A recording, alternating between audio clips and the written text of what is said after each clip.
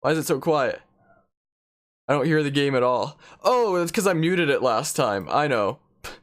Okay, first of all, let's go into configuration, audio. There we go. I forgot I was like grinding between DBD games and that. Oh, my controller's working now. Sweet, neat, I'll take it. But yeah, be here for an hour or two. Currently got a sparring session scheduled with the Samus main. Nice.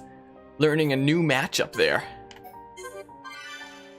Load complete. Yeah, I don't think we'll do any story stuff this time. I think we'll just like hang out and, you know, do side quests and stuff. Because I have to get enough gold to get these arts manuals from the refugee camp here anyway before moving on. So may as well. I was like doing a couple side quests while grinding in Dead by Daylight. Or not grinding in Dead by Daylight, between Dead by Daylight games. Stop moving on your own, Shulk. So I guess we'll just keep doing some more side quests and stuff. We just had Dunban join, although, like, when it comes to parts actually being uploaded, that part will be, that cutscene where he actually joins will be shown, like, after this, I guess.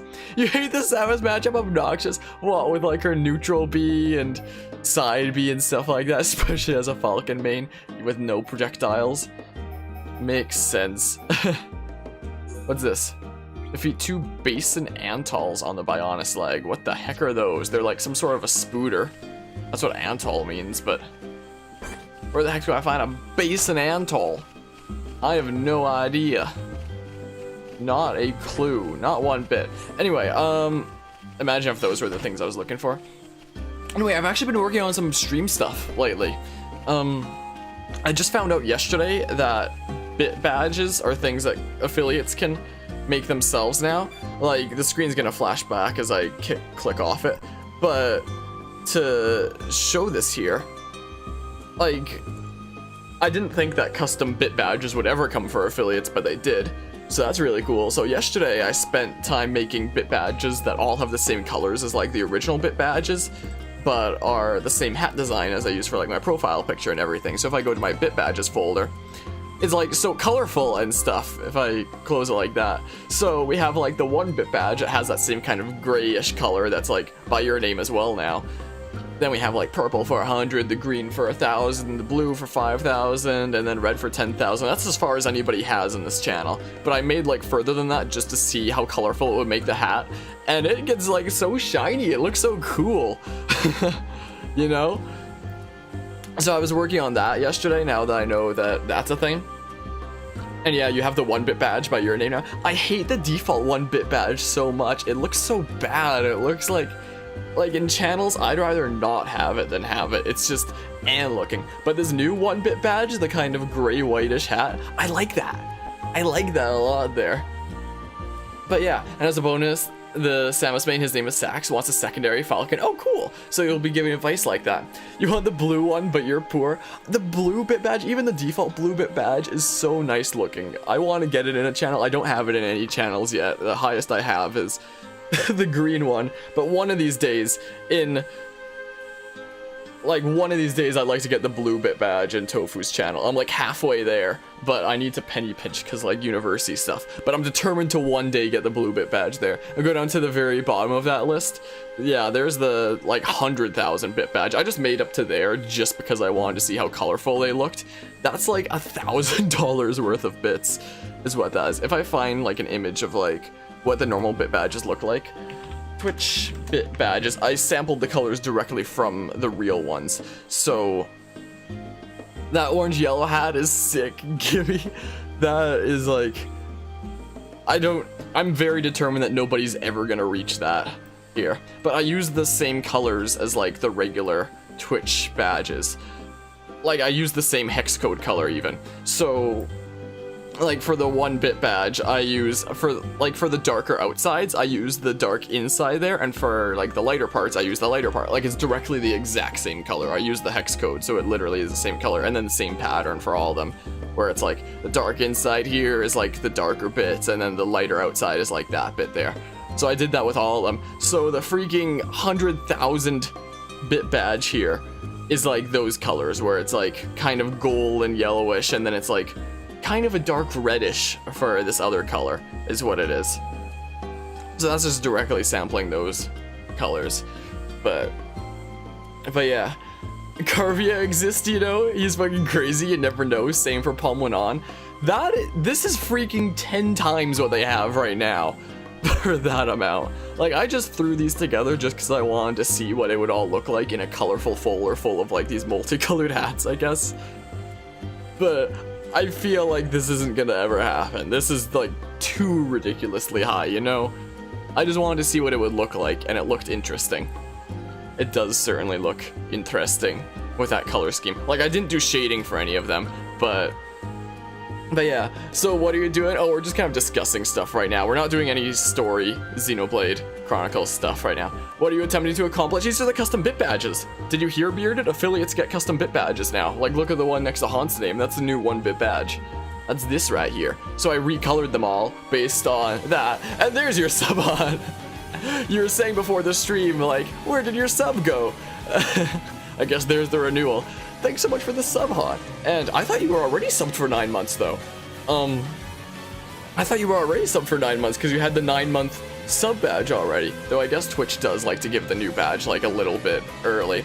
Thanks so much for the 9 months, Hot. That is a very long time to be subbed.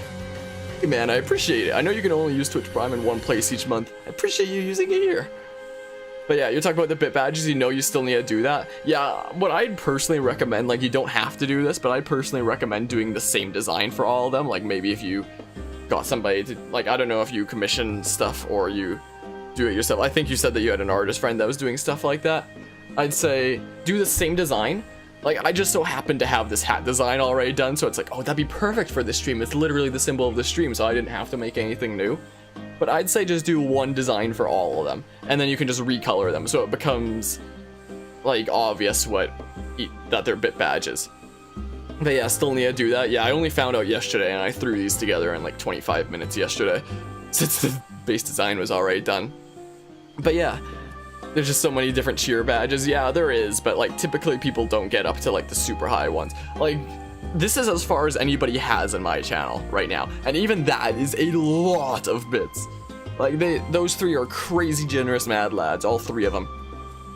Like, it's not like I'm gonna drop stuff for all of these, like, that's too many. I'm surprised I even went up to here. I just wanted to see what it would look like, and it looks cool, even though probably no one's ever gonna reach that, you know? But yeah. 9 months strong, you're welcome. Also, hey, a beard. And you plan to do a different color beard for each one? Like, that's perfect, that kind of thing. Like, if you use the same colors as, like, the regular bit badge for each of them, that's, like, a perfect idea there. Oi! Oi! Connections with the Wii remote have been interrupted. What was I just doing here? But yeah, just going to look up the 25 most expensive minerals and color them accordingly. I just use the same colors as, like, the actual, that, you know. You want the blue badge? I still, like, in Tofu's stream, he has all the default badges. I want this in his stream. I'm, like, halfway there. I'm at, like, 2,500 right now or something like that. I'll get there one day, but it's, like, it's so expensive, man. It's so expensive. One day I'll get there in Tofu's stream, the blue badge, but it might not be for a little while. And alright then, Beard. And we'll sign out, listen to a playlist of Deltarune themes with lyrics. Amazing. I'm gonna wait. I'm gonna hold off on listening to Deltarune themes until I stream Deltarune, like, blind. I know that there's only the first chapter, but I haven't seen any Deltarune gameplay yet. And I want to save it, like, until I can do it blind. But I have to do the other routes in Undertale first. We'll do that at some point, especially now that both Bravely Default and, Starlink, I forgot what the name of it was at first, are done. Since now this is currently our only ongoing series, is Xenoblade 1-2 Torna. It's like freed up possibilities, so I should do another route of Undertale sometime soon. Where are these spooter things? But yeah, but what about when you have the same color ones? You don't. You don't, they're all different, man. Like,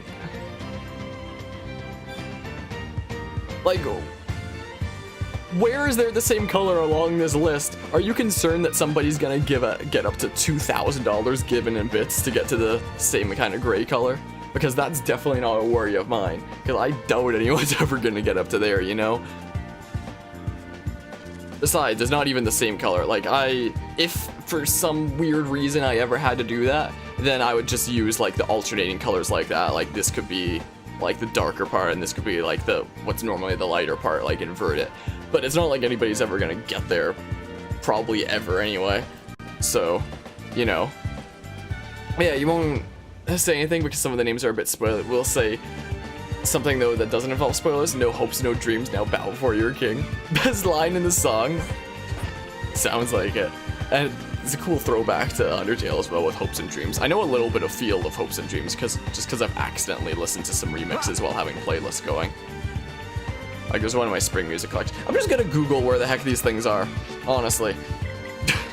We're gonna never find these scooters unless we do this. Also, so that's something that I've been working on lately, and I've also been working on different layouts. I've wanted to get away from Streamlabs OBS for a while because it's like glitchy and weird, and it like lags my computer as if it's trying to run like a nuke within my computer or something like that. It just lags it like crazy. So I spent most of today recreating all my scenes in regular OBS here, and like here's what I've come up with. This was already done, the camera layout. Like, this one was already mostly done. I replaced the thing that says most recent cheer with, like, the purple bit badge to represent, like, the 100 bits kind of thing, because that's more fitting than, like, the time gear that was before. I've also shoved the time gear, like, there. Wait, there. There. You can see it right there. My actual time gear drawing in the center of this time gear background is a thing that I did, and I also threw the cube like there, since that's another thing that's done. So that was already done. I just like added some things like that. I finished the Dead by Daylight background for regular OBS, which is here. Is no board not open right now? Oh, I guess it's because I restarted my computer. That empty space that's like under me is normally where like my mouse and keyboard inputs go. So yeah, I rearranged some things a little bit, made it a bit more spacious, made it easier to like read some things. So this is like the Dead by Daylight layout. And then I redid the Smash Bros layout a little bit. I took some things away, I added some more things. I took away some of the Pokemon gifts in favor of like some other stuff. Like behind the 3 Pokemon there to show that I play Pokemon Trainer, I put N there to make it look like he's the Pokemon Trainer, and Harmonia, you know. The only major thing that I haven't done yet for layouts is my 3DS one for when I stream 3DS stuff. I just haven't done that yet. So I'll get to that at some point, but like that one's gonna take a while, so I'll do it like maybe next weekend or something like that. But yeah, absolutely send that to you after it gets to that part of Deltoon. Alrighty. And has an animated GIF. Yeah, in Pokemon Black and White was the first time in Pokemon games that they actually made the Pokemon animated. So those animated GIFs there are also from Pokemon Black and White. Like, Pokemon Black and White was Generation 5. Every generation before that, so 1 to 4, just had like sprites of still images. Whereas Generation 5 introduced Pokemon actually moving in battle because they became GIFs. And the trainers weren't actually visible during the battle, it was just like before they send in their Pokemon. But every trainer would do like a little action before they're sent into battle, so that's what N would do in Pokemon Black 2 and White 2. I tried to find a GIF from the original Pokemon Black and White, but couldn't manage to get it. So yeah, there's that. I need to find out where Basin Antals are. Xenoblade Chronicles, Basin Antals. I've been like busy with stuff. But yeah, when you recommend something, go ahead. Alright, Basin Antals. In fact, I can drag this over here even. Basin Antals. This is what we're looking for here. So it can be found at level 16 on the path to Daksha Shrine and outside the refugee camp. Okay, so I assume just outside the refugee camp. Does it say what time it's out? What time? Oh, time any. Okay, so if we go just outside the refugee camp, then I don't know why that makes a screen flash black there. We do the stream starting soon someday. Oh yeah, I definitely do want to do that as well. Like, the current stream starting soon screen is basically just like a whole bunch of random stream art kind of like slapped onto this image here. One of these days, I want to take the time to do art, like, just of a screen that might, like, maybe I'll draw myself, like maybe I'll draw a picture that looks like it's looking down from here or something like that. So it would show like the back of my head and me sitting at my desk getting ready to start the stream or something like that. Like, maybe that's something I'd draw up someday. Like that, yeah, it's kind of all over the place right now. I would like to do an actual, like, full-on background like that, which would be probably the craziest digital art that I've ever done so far, considering it's a full screen kind of thing instead of just like emotes or sub badges like what's on the screen right now. Like, I'll probably do something as well for like the stream ending screen, like this thing. I'll probably do something for it one of these days. I don't know what. But as for the BRB screen, I kind of like the idea of, you know, the title of a book that's never checked out at the library, and then Tofu's response of Harmonia's Guide to OBS Audio. From when Tofu came into my stream and joined in the Jackbox shenanigans that were happening. But yeah, I would like to finish some other art stuff first, though, before I do anything like redoing this screen. And one of those things is I do want to redo my emote that's like my thing here. Like this look here. I want to redo that face, but I want to make it animated and like and Harmonia's face. And I kind of did a test sketch. I did a little bit of a test sketch of it. Like, I don't know if this is exactly the expression I should be going for here, you know? I feel like it's a little bit off. He looks a little bit more angry than perplexed, but I'll probably throw this onto my computer to start doing it digitally, and then from there I can start toying around with like the eyes and the mouth to try to get the expression to be what I want it to be. And yeah, I'll figure it out, I guess. Something like that. I'll put that sheet back over there for now. And yeah, we'll see where that goes. I'm getting massages. Neato. But yeah. That doesn't look half bad. Thanks. I just feel like the expression looks a little bit strange. But once it's on the computer and I'm like behind the mouse and keyboard, then I'll be able to like edit that however I please. Like, I feel like facial expressions might be the one thing that I might feel more confident in doing digitally than physically. Because I can like bend the lines around however I want with like the tools and stuff there. But yeah, so when it comes to art stuff, I got the 9-month sub badge done on Friday, as you know, like as it's by your name now. I did the bit badges yesterday. I was thinking about redoing that emote today. Like, maybe I could even still, like, maybe we'd do a little, wait, it would probably take me a while. I want to be able to do it in one sitting, and I don't know if we'd be able to do it in one sitting now. I could always just make progress or something like that. This music's so relaxing, by the way. But I was thinking about potentially doing an art stream today, but I don't know. But yeah, so my list of things to get done. 9-month is done. I need to redo that emote next, and then the project after that might be, like, redoing this screen here. So that it's actually like an art thing instead of like just a Smash Bros background with like, you know, all kinds of art that I've done like thrown on top. Well, it's not all art that I've done. Like there was that thing that you drew at the top left there, Han. But yeah, you know. All right, where are the spooters that I'm after? So all you could do would be N's face, but his eyes are 2 small black dots and his mouth a thin black line. Emote would be used in situations like a passive-aggressive statement, a suggestion that you're asking about, or even a makeshift kappa. Oh, like, what if I made something where it's like, oh wait, what kind of look? Like this. Oh dang, I don't have my tofu emotes. Never mind. I was gonna put Tofu S in the chat, like, but just a look where it's like, kind of thing, potentially. Where are these spooters at? Where are these spooters at? I only have like so many emote slots, so like for regular subs I only have the 2 emote slots, but I could always throw some stuff into better TTV so that people can use it in this channel still, you know? Oh, there's a basin doll. No, the basin one. Basin one. There we go. Get him. Get him. Oh, we think of Ditto's face on end. Oh, that could be like a Tofu smile kind of style thing, which I would show in chat, but I apparently don't have Tofu emotes right now. I mean, I could just go sub to him mid-stream and get my emotes back. You know? Where are these spooters at? Spooters? Spooters. There's one. There's a spooter I'm looking for. Basin Antal. Hey, Mr. Spooter. I wish Sidequestin in this game actually told you where to go. There we go. We got that one done. You know? Yeah, I could make it something like that. That emote name. Yeah, unfortunately it has to start with Acoust 4. Like, that's just the code that Twitch gave me, so I can't change it. Unfortunately, I'm stuck with Acoust 4, even though I go by Harmonia, not Acoustic, but I guess Twitch saw my name and was like, oh, he probably goes by Acoustic. That's what his emote code is gonna be when they assigned it to me. Even Twitch gets my name wrong. How terrible. It's not like Acoustic is a describing word while Harmonia's name or anything. That'd be ridiculous. He probably goes by acoustic. Defeat 5 Mechon M64. I have no idea what that looks like, but I know Mechon are this way. So, let's see if we can find some Mechon M64s. Is what we'll do. But yeah, I could always make some emotes for like better TTV. If we do ever manage to get like more emote slots, if we get enough sub points, then I'm gonna have to like seriously debate like, what do I want to, you know, put into those emote slots?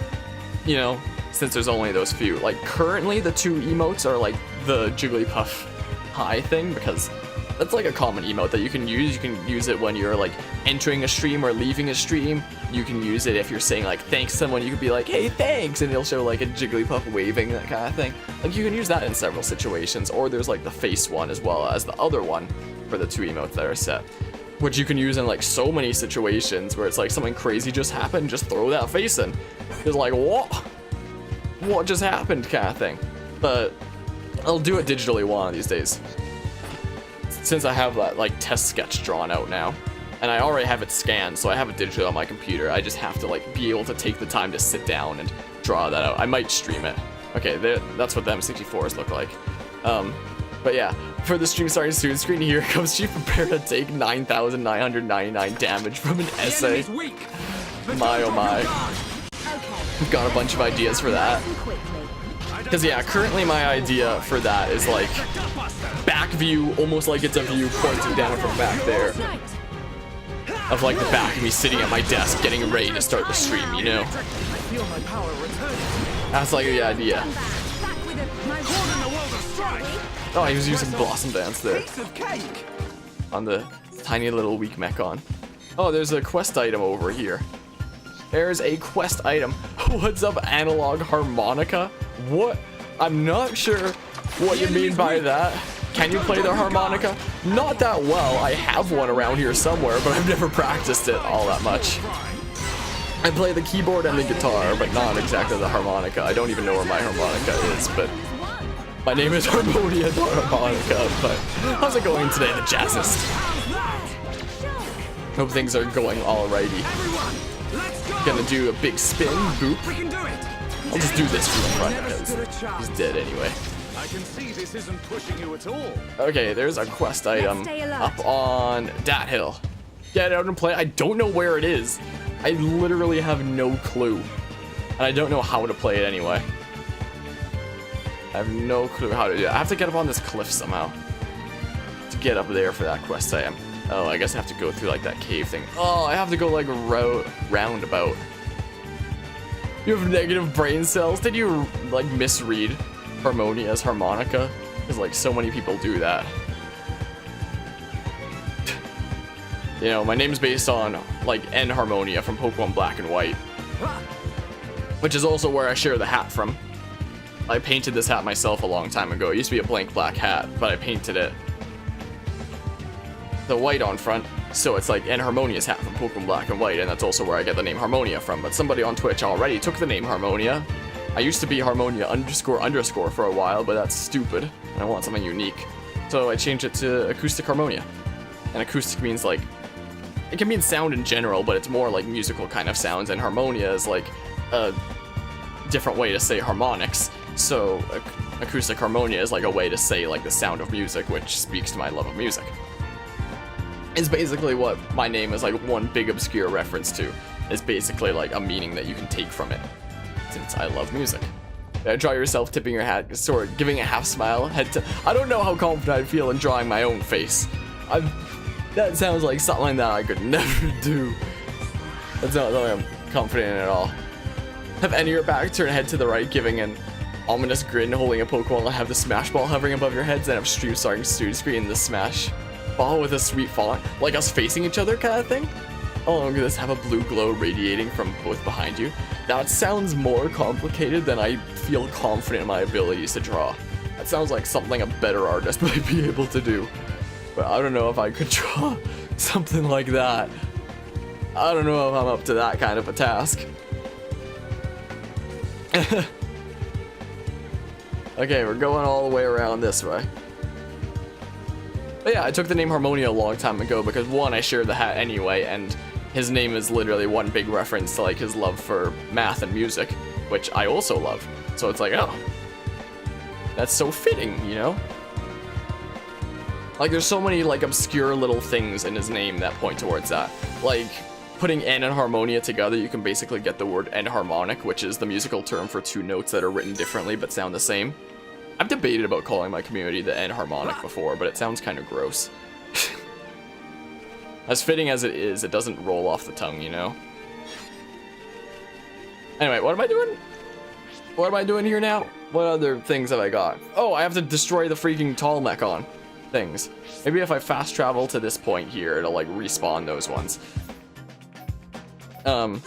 It could take like the non-abbreviated version of his name, so not N, but like actually Natural. Natural's a really weird name, but you can use Natural Harmonia to get Natural Harmonics, another musical term. Like so many little things like that. So cool.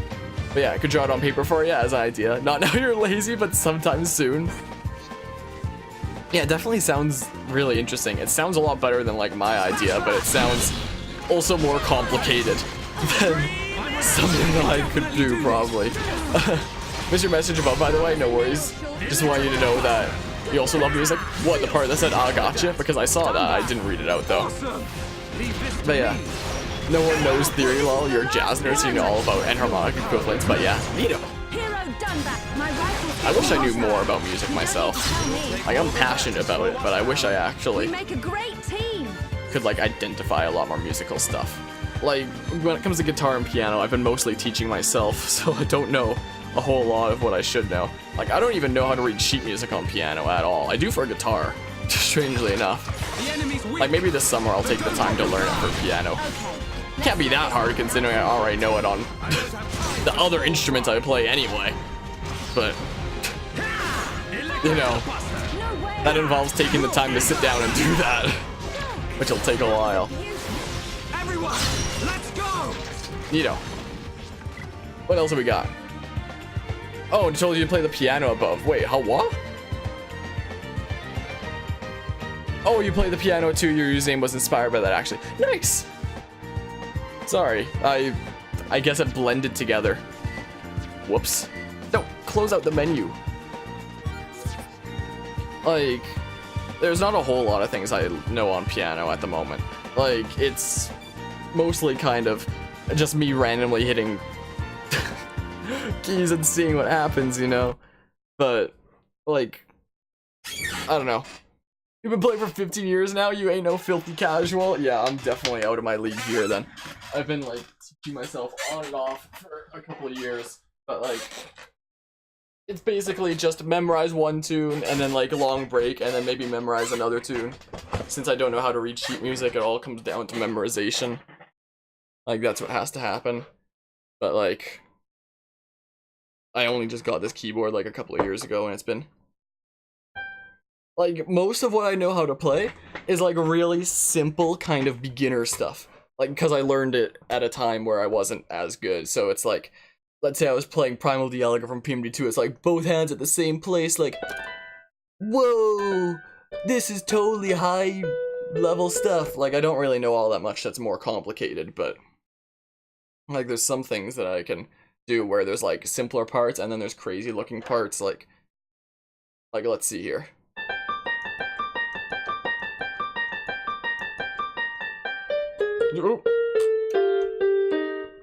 I completely forgot it.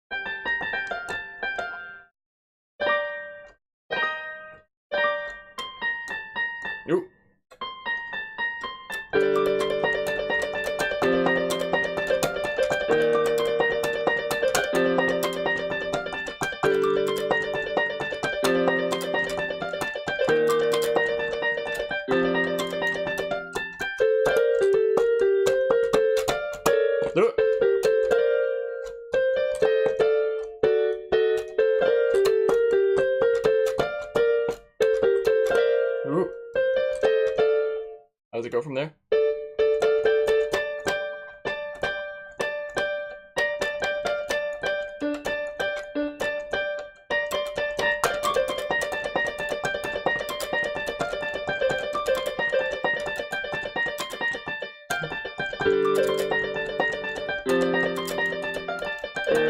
Ah. Ooh. Meh. Ooh.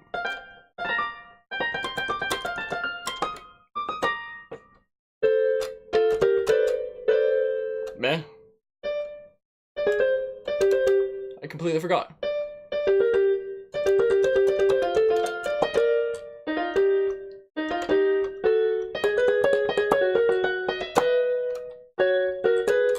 Nope.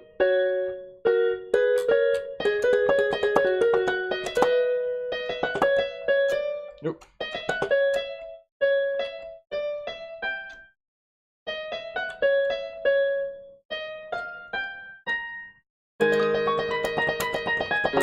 Nope.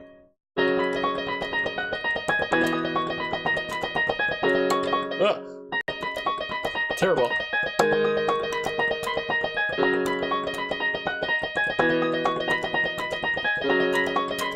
Ah. Completely messed it up. I kind of forgot. What I missed here? Meh. Probably missed a whole bunch. But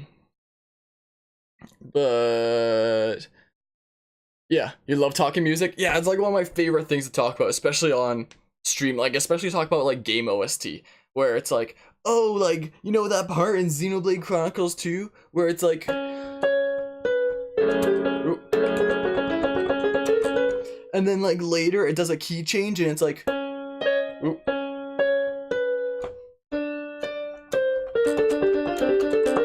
Stuff like that, where it's like, isn't that so cool? Or it's like different themes that reuse tunes, like Pokemon Mystery Dungeon 2.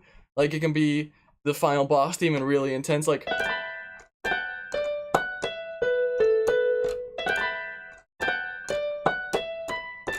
But then it can also be calm, like.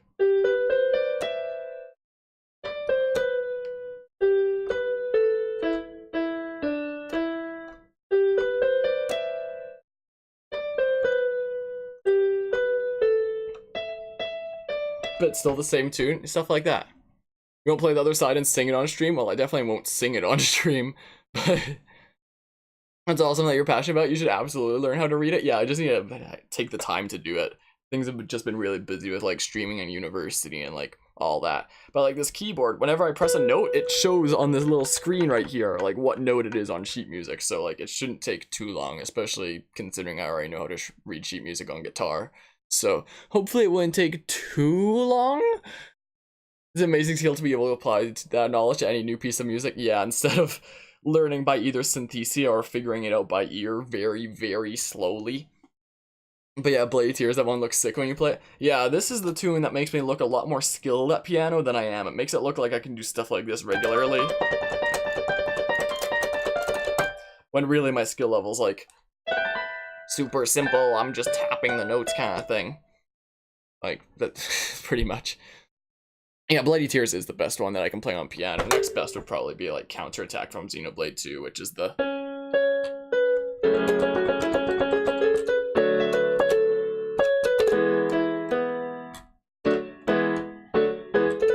Ooh.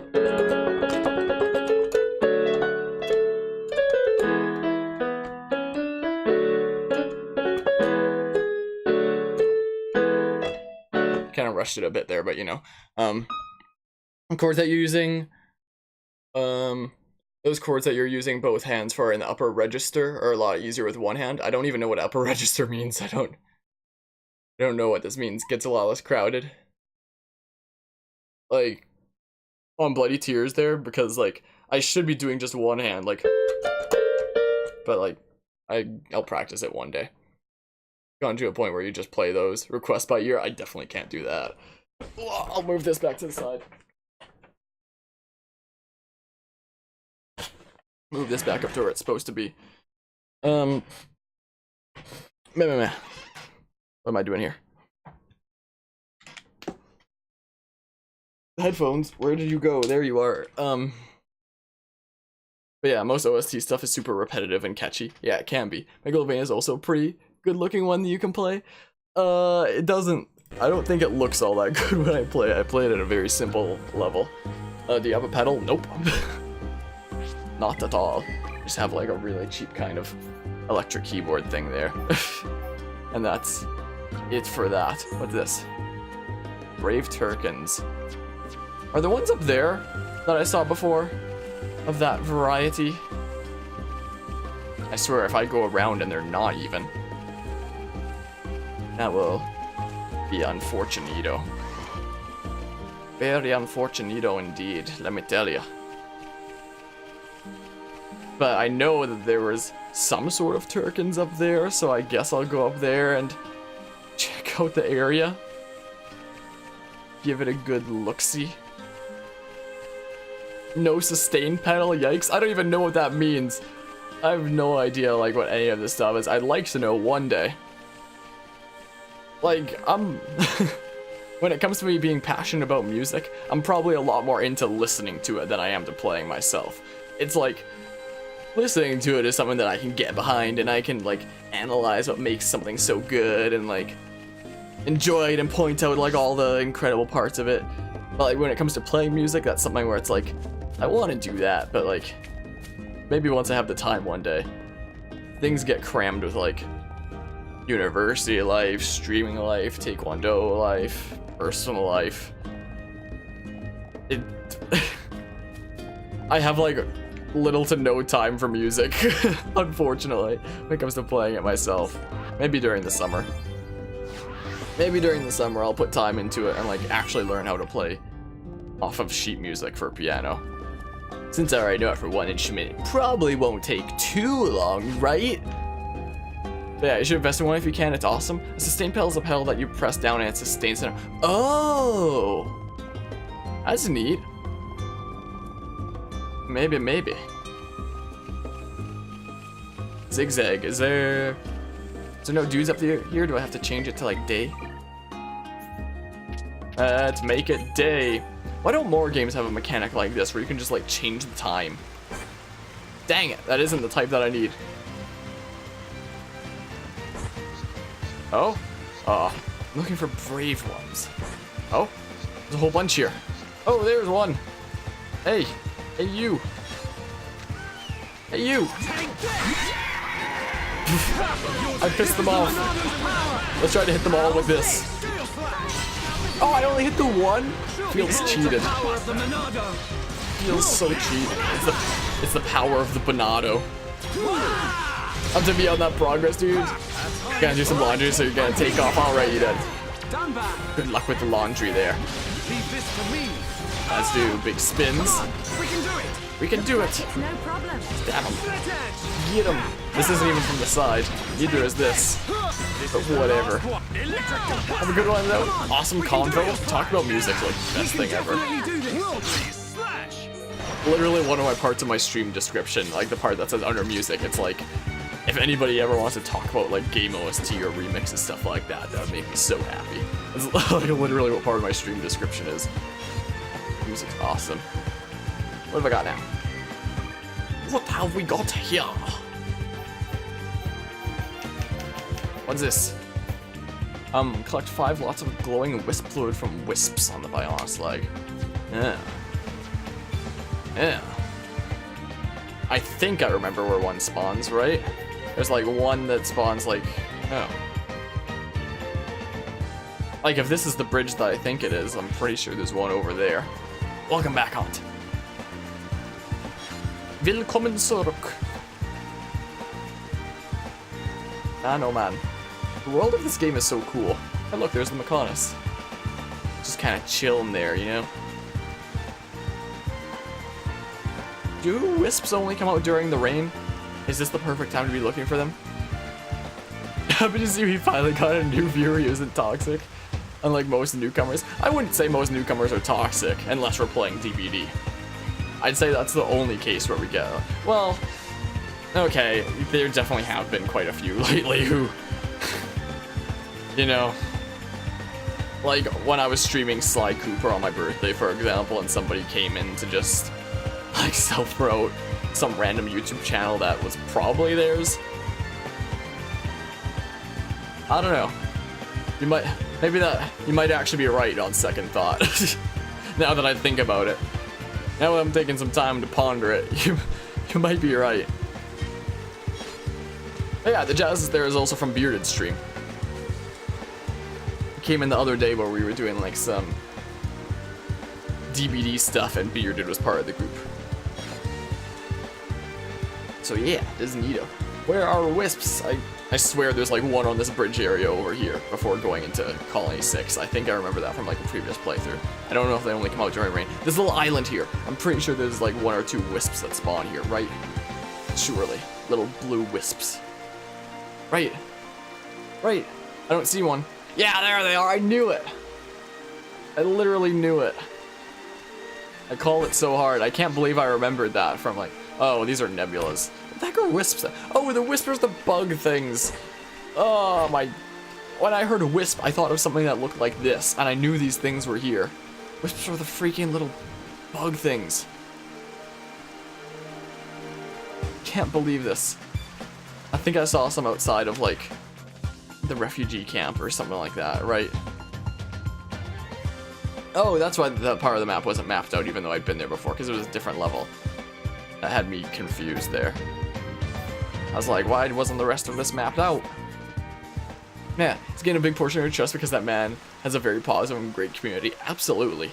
Even if he is wrong about him saying Japanese is the better language for Xenoblade 2.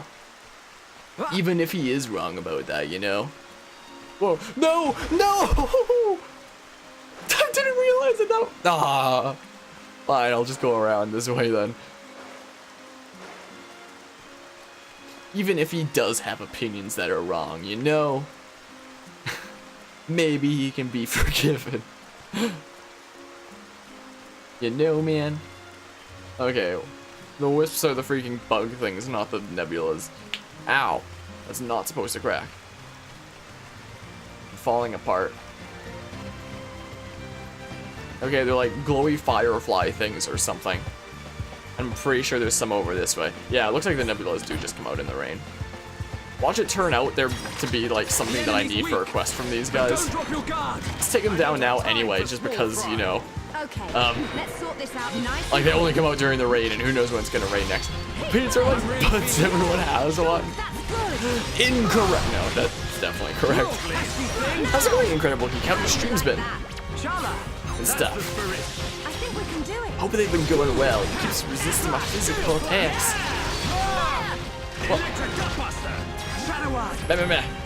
Stab him. Stab him real good. But you know, sometimes there are opinions that are wrong. Like people saying that Xenoblade 1 music is better than Xenoblade 2 music. But we mustn't be careless. If they say that anything is better than the other one, like gameplay, story, world, then that's a valid opinion for either side. But not for music. Where are these freaking things? They probably only come out during night, right? Right. Watch, they're about to spawn, right? Surely. Been pretty good, haven't streamed in a while, complications. Yeah, I understand that. Like, the past couple weeks I've been doing, like, near to no streaming myself. And I even set a schedule at, like, the beginning of this month, so I feel bad when I can't stick to it.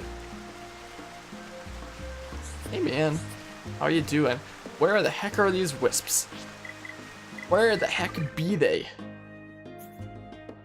But yeah, complications can be unfortunate, but, you know, real life is a thing that happens, unfortunately. Alright, from wisps on the Bionis leg. Let's see here. Xenoblade Chronicles, are they just called wisps? Or glowing wisp fluid is the item I need. Where can I collect it? Let's find out. Let's see here. I assume you probably a typo there, Haunt. It's Greek instead of geek. Name seems familiar. Yeah, Incredible Geek's been here a few times before, and I've also hosted and rated him a few times, if you recognize the name from that. But it has been a little while, because real life happens and stuff. Wisps on Kneecap Hill. Oh, where's Kneecap Hill? Is a small grassy plateau at Bionis Leg at front entrance to the Tephra Cave. Oh, so it's that like opening area thing. Oh, gotcha. So it's like over this way then. Wait, but that literally is the Tephra Cave area, not the. Guess I'll go this way. You know, it was a while ago, but the animated version you made of your emote looks pretty good. What, the Mew? There, you mean? Like, the Mew that's jamming out on the top of that all there? Sorry to be late, you're currently watching this show. You say that you're sorry to be late when I didn't show up in your stream earlier. What do you mean? I was lurking for a bit, though. But I was, like, mostly working on, like, my layouts. Like this one here, without the keyboard on the right side. But you mean that jamming Mew up there? Because thanks, man. And you're the first person that's in the stream now to be rocking that purple hat badge there. The purple freaking glowy hat. So that's the first time I've seen it in chat because of that. Looking pretty alright. You have the 1 year black hat next to the 100-bit purple badge. Cool. Know the sketch you have beside you? Beside me? What, on where?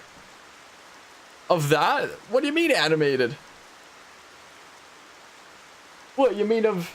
Because it's... Oh, when you said animated, I thought of like GIF. I thought of like GIF animated, like a moving image. That's what I thought. But you mean this. That's what you mean, the freaking redo of that face kind of thing, but of like in Harmonia. I see what you mean now. Gotcha, gotcha. When you said animated, I was like, oh, moving GIF. Not that. You know? But yeah. I have the white hat, why? Your boy's broke. Money is a very tricky thing to come by sometimes, man. Especially when there's like so many cool things out. Especially when you have to like penny pinch and stuff. What I wish is that Twitch could actually keep giving us ad bits. You know? Like, I miss the days. I couldn't even get that many ad bits, but I miss the days that I could get ad bits at all. Because then I could both be broke and still give streamers that I like bits through the use of ad bits. But Twitch is like, nah, no ad bits for you, no ad bits for anyone else anymore. Like, Carvia said that he hasn't gotten ad bits in quite a while, or they're like far and few between. Like, he got up to freaking 10k worth of ad bits. Completely ad bits, he's told me those are. It's crazy. But like, no more. Because Twitch is weird. I wish I could get that many ad bits to give to people. I don't even think I've gotten that many bot bits total. Like, the only way that I can get my ad bits in Canada is by buying them, and I do that like very far and few between because bits are expensive. 10k is $10. 10k is $100, Incredible Geek. American. Sorry to be confusing, and yes, that could look quite nice with some color. Yeah, I'm hoping that when I draw it digitally that it'll turn out alright. Bits for your saver, you haven't gotten any since last June.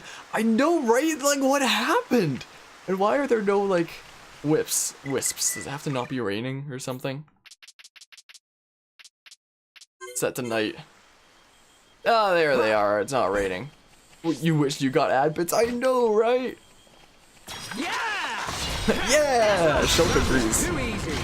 Let's keep on going like this, guys. Yeah, why is there like no music? Is there just no night music here? Never mind, forgot about the extra 0 for the hundreds place. Oops. Yeah, with 1 bit being a penny, it can be difficult to sort that all out there. Is that... Okay, there's one here. The enemy's weak. Yeah, I wish I could just get ad bits like Carvey used to be able to get ad bits, and I could just like... I don't have time for small Dunban just fry. one-shotted him. And I wish I could just like support streamers through that. Because like buying bits, they're so expensive. So expensive, man. Here in Canada, it costs $2 Canadian for 100 bits. Like, I get that there's the conversion rate, and Twitch takes a portion of it as well. Like, the conversion rate right now for like US to Canadian dollar is like 1.3, I believe. Like $1 is like 1.3 Canadian dollars or something like that. It's like 1.34 right now, I think, is the conversion rate at the moment. Something like that. But yeah, so 100 bits in Canada is 2 Canadian dollars. So I typically only buy bits if I'm like working full time at the time. Otherwise, it's pretty much out of the question unless there's some sort of a sale, you know. Okay, let's You know. sort this out nice and quickly. I don't have But yeah. time for small fry. But yeah, those two hats next to each other, wonky. I like how it turned out. But yeah, Bearded the damn genius. What did Bearded do? What has Bearded done now? Yeah, bits definitely aren't cheap. Like, the only time that I've ever, like, tipped to a streamer without it being bits, like, just using, like, Streamlabs or something like that, was to you, Monkey. I think that was the only time where I gave you the funds to buy DBD, which you still haven't played yet. Weird how they cost more on mobile as well. Oh, that's not actually a weird thing. There's actually a reason for that. You see, on mobile, like, when it comes to mobile apps, whoever has, like, the App Store, I guess, so on, like, iPhones, for example, it'd be Apple that owns it. On, like, Samsung devices, I don't know who would be. Would it be Samsung? I don't know, it'd be something like that. But when it comes to mobile apps, App Store, any revenue that's made off of that, a portion of it has to go to, like, whoever owns the App Store. So I'll just say Apple in this case, if you're on, like, an iPad or an iPhone. So bits are extra expensive on those devices, because just by the nature of it, Nice and quickly. they have to take a cut as well for it being like an app that's used on their device. So that's why you can't subscribe to people on mobile. Like, that's why you can't do Twitch subscriptions on mobile. You can't even use Prime subs, because if you did, it's a transaction that's going through it. So they have to take a cut. Like, so on iPhones, it'd be Apple taking a cut if you did like a Prime sub. So like, it wouldn't be an even 50-50 anymore. Some of it, I don't know how much, would have to like go to this third party, so it becomes complicated like that. So that's why bits are more expensive on mobile. I'm surprised that they even sell bits at all on mobile. Like, they don't let you sub on mobile for that reason. I'm surprised that you can even get bits on mobile. But like, anybody who does definitely doesn't know that they're cheaper on PC because of no third party, you know. Anybody who's getting bits on mobile, I feel so bad for. Like, what a waste of money. But yeah, it used to be 70% and 30% for Twitch. And thanks for the 100 bits, Monkey. Speaking of bits. I appreciate it. And yeah, I know that those can't be ad bits, so thanks for the bot bits there. The face thing there. But yeah, so add 30% to the penny or purchase, and that's how much it'll cost you. Huh. So Google for sound some kind of, because Google Play. That makes sense then.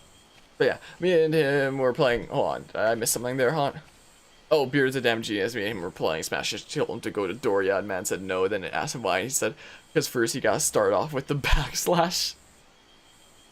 Just realized that's what Shulk uses. After I use backslash in game here or something like that. And yeah, when it comes to subs, 70-30% is also like a cut that a lot of partners get, but it's like different for different partners as well. Did I get all that I needed for that quest there? Also, what the heck is this? What the heck is going on with the sounds? It's like Breath of the Wild music. It's like not there. Speak to... Oh. I can speak to somebody. Where is this? My honest leg. Hey, you and the author are visit and speak to him about making a picture book. Okay, that's a quest that I made progress in without realizing it before. Then Bearded shows up telling my stories, Haunt. Oh, not Tephra Cave. Wait, this is the wrong menu, isn't it? Yeah, it's the wrong menu. Maps. Oh, wait, maps. I said no! I said maps. Palm Melon gives you immense amounts of bids. He actually buys that. Yeah, I wouldn't be surprised. Like, considering the state of Twitch ad bits and them being basically non-existent. I assume they pretty much have to be. Unless there's like some weird place in the world that can still get like consistent ad bits. Unless that's a place. As if so, how do I move there? You know? I want to support streamers I like without having to, you know, How's it going? pay. I mean, without having to give a cut to, like, Twitch and stuff. I mean, I can technically do that with, like, Streamlabs tips, stuff like that. I've only done that the one time with Monkey. But, like, when it comes to bits, it's like you get a special badge in chat that shows your support, you know? It's something that you can feel good about having. You can flash that thing like, hey, look at this fancy badge that I have because I've, like, supported this streamer and stuff. Like, I can't get that through regular tips. I'd like my fancy badges. If I could afford fancier badges. Highest I have is the 1K one, and even that, I only have it in, like, a couple places. I have it in, actually, wait, I have it in four streams right now, I think? I have the green badge in Monkey's, Tofu's, Carvia's, ow, and Anachi's streams. Okay, I have the green badge in 4 streams, and one day, hopefully, I'll get the blue one, and Tofu's maybe. I'm, like, halfway there. Maybe if I manage to get, like, full-time work for the summer, I can, like, finally get that cool-looking blue badge, you know? I'm supposed to talk to someone here. Do I have to change the time? But yeah, read all bits, you read all the bits and subs agreement, what? Just to allow people to get the most bang for the buck, and dang, I have to scroll up now. And TOS just to find out how to work their system. Love bending rules. So like read into that just to see the extent of what you can do. But yeah. And Paul went on, therefore makes it an even bigger mad lad, good god. Too generous. Yeah, absolutely, Paul went on is too generous at 14k bits now. And that's not even including like the Streamlabs tips. Like that's not even counting before I was even an affiliate, when Paul went on had done like Streamlabs tips, since that was like the only way to do that, since I wasn't an affiliate, so I couldn't get bits. So that's not even including that 14k. So like the 14k is all of what it shows, just because that's all the bits. But it's technically even higher than that. Palmonon's a generous mad lad. I was like, where the heck is this quest? I couldn't find it. Yeah, I need your help spelling this. Type a letter after me. Oh my goodness. Got him. Ouchie, okay, I heard that crack. With stream delay, I don't know when that was, but it was probably like either my elbows or one of my fingers cracking when it's not supposed to. Like when it comes to stuff cracking with me, I never was like, oh, I'm gonna like make my joints feel better by like cracking it on purpose. It just does it on its own. Like it doesn't, like sometimes I'll say ow, like just because it sounds like it would hurt anyway when it doesn't really. It's just like an annoyance, like it hurts a little bit, but it's like, that's not supposed to crack. Why does it do that? I wish none of my joints cracked. Because I know it's not like particularly good for you. There's another quest out here. And here's another one. Hi there. My oh my. But yeah, anyway, on the subject of like bit badges. I mentioned this earlier, but like I hate the default 1-bit badge like so much. It looks so ugly. I go around to like streams, and if I have the default bit badge, I'll probably just turn it off instead of having it on, because that just looks gross, you know? But now that affiliates can have their own bit badges, and I changed it to the hat of like that same coloration, it actually looks great now. I love it, in my opinion. I love like the different hat looks for the bit badges. Like if I had a unique bit badge in a chat somewhere where it's actually something alright looking like that, then I totally rock the 1-bit badge. But the default 1-bit badge, I kind of hate it. So like streams where I have less than 100 bits given, I'll usually just turn it off. But if I was like a viewer of my own stream, I'd totally rock that. But yeah, I never said hello bag monkey. Feels rude, man. But yeah. Oh, is that when it was? It happens so much that I don't even remember anymore. Like, it's not even like cracking, like it's not like some people where they go like that and they crack it like that. It's like, I'll just like stretch my fingers out, like stretch the hands a little bit, maybe bend back. I just did it there! Case in point. Just does it. Defeat White Eduardo on only during a thunderstorm. I guess I can't do that then. Be Violent Andante from Sky Stage on Bion. I was like, what the heck is this Sky Stage? Actually, let's have a look to see if I can get the rest of the art manuals.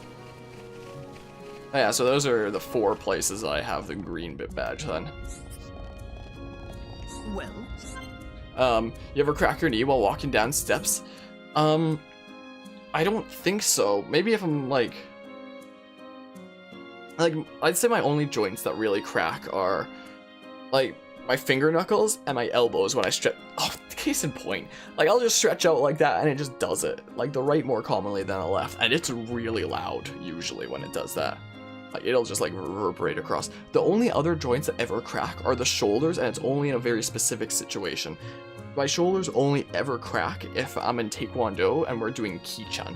And Kichun is basically like kind of like a test of you not giving up. So it's like you kind of assume a stance that I'm not gonna show with the legs, but it's very painful on the legs. You kind of arch your back and you have your hands in front of you like that, and you just like stare right between your 2 hands like that, and you just hold this for like, I don't know, 15-20 minutes, something like that, just a really long time, and just have to not drop your arms, not drop your legs, stuff like that. After holding this for a long time, after finally being able to move them by moving on to the next kind of painful stance, then my shoulders always crack every time, both of them, if I've been holding that stance for like 20 minutes.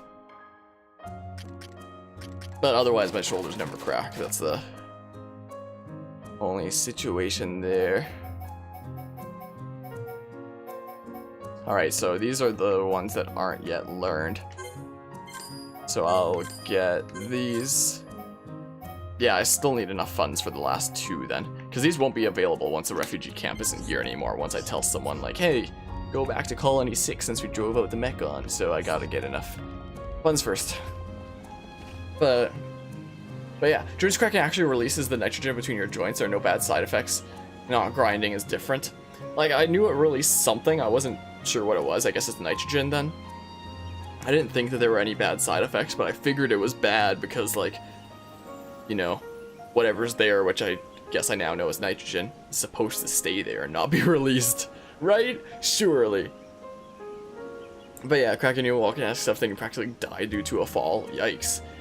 Not a fun time. The only kind of similar situation that happens to me, it isn't a crack, but like starting out in my Taekwondo classes, almost every single day this happens if we're doing like a warm-up with like a jog or something like that.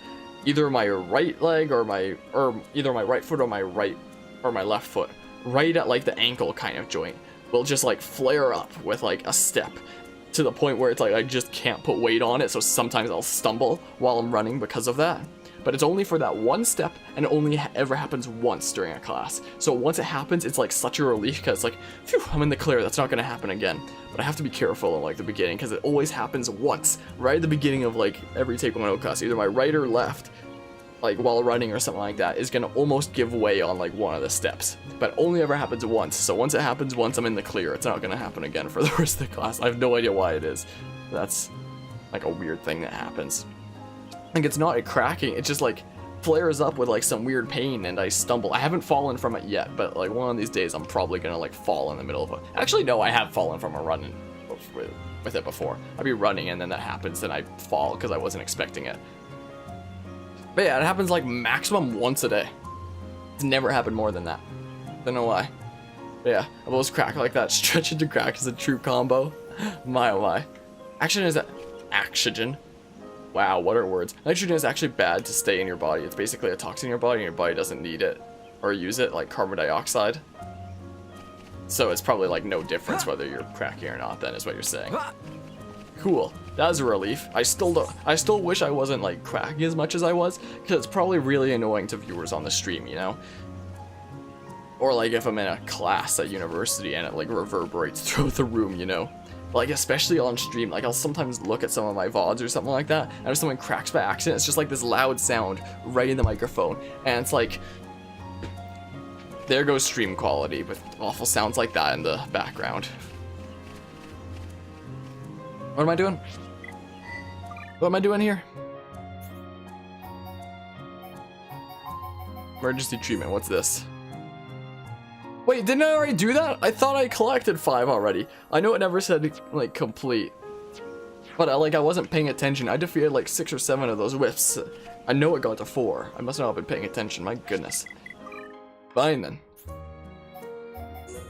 Fine then, game. Have it your way.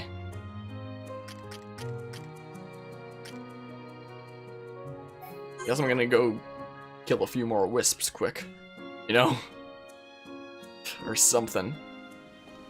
I think it has to be night for them to come out, though. Why can't more games have a mechanic where you can change the time of day? Like, this is so smart, you know? Oh, it's raining, so the wisps aren't even gonna be out. My, oh my.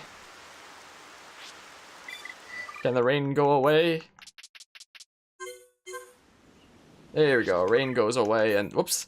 And then I'm gonna have to change it to night for these wisps to come out. The actual cracking isn't bad, it's the action of you grinding the joints against each other that's bad. So, is grinding the joints together something that you do while cracking, or is it a completely different action?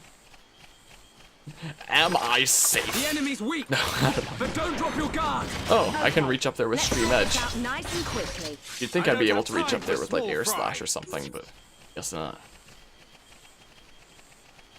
Oi. Hey you. I got a bone to pick with you.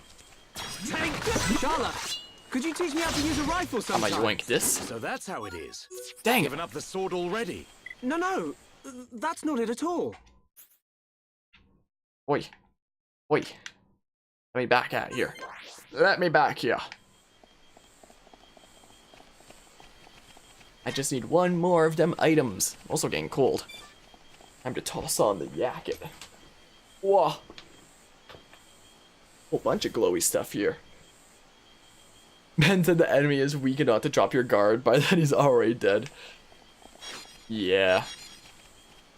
Yeah, the enemy was pretty weak. The enemy died in 3 seconds. Yeah, I kind of one-shot him with a backslash. Yeah, backslash is kind of a really good move. It's kind of Shulk's best attack, if you're doing it from behind. Backslash! But, you know. It's over. Let's press on. Let's stay alert. Dang it! That's not the item I need. Yoink, yoink. I'm gonna take those. The hair feels weird when it's not flowing down in front of me. Backslash! Shulk's favorite key on the keyboard. Right there. A pretty good battle. It's kind of fun that they threw that move in Smash Bros. When he first got added. Like, it literally is Shulk's most powerful attack if you exclude his Monado arts. You know. If you get the bonus damage from behind, that is. Otherwise, it's a pretty average attack. It's a lot easier to position yourself behind in this game than it is in Smash Bros, where the enemy is almost always facing you. You know. Unless they're in the air, because they can't change direction in the air unless they use like a special or something. He's too high! I can't reach him. Where is he? I don't see him. Oi.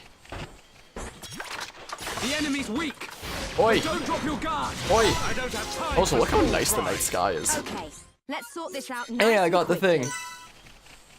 Like, look at that. The Mechon is in the distance and like this super beautiful night sky. Isn't this game just gorgeous? Especially when it's in HD like this. Through the power of computers and emulators. Softly doing and or letting it naturally crack is fine. It's when you see those mad gamers that crack very easily, that's when it's bad. When you force the cracking to occur. Yikers. Wait, what am I doing for this quest? Whoops, that is the wrong window. But learn something new every day, I guess. Turn to Olga. Is that someone at the refugee camp? I hope so. Actually, maybe it's somebody in this, like, camp at the beginning. Let's just check this, just in case. Just in case this person over here gave us it. And then go back to the refugee camp. Is the plan. Is what we shall do. Landmark leg pass.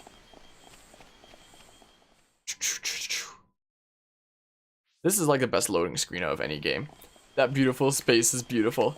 There's like a nebula in there too. Yeah, Xenoblade Chronicles skies are like the best. Okay, I know I took like a quest or two from this guy. I guess this guy isn't the guy. I guess I'm gonna go into the camp then. Gather around the campfire and sing a campfire song. Alright, is this person not out at night? Maybe they're only out during the day? Maybe I'll check the hill over there. Just in case. I honestly thought that knock on there was like a glowy item I could collect at first.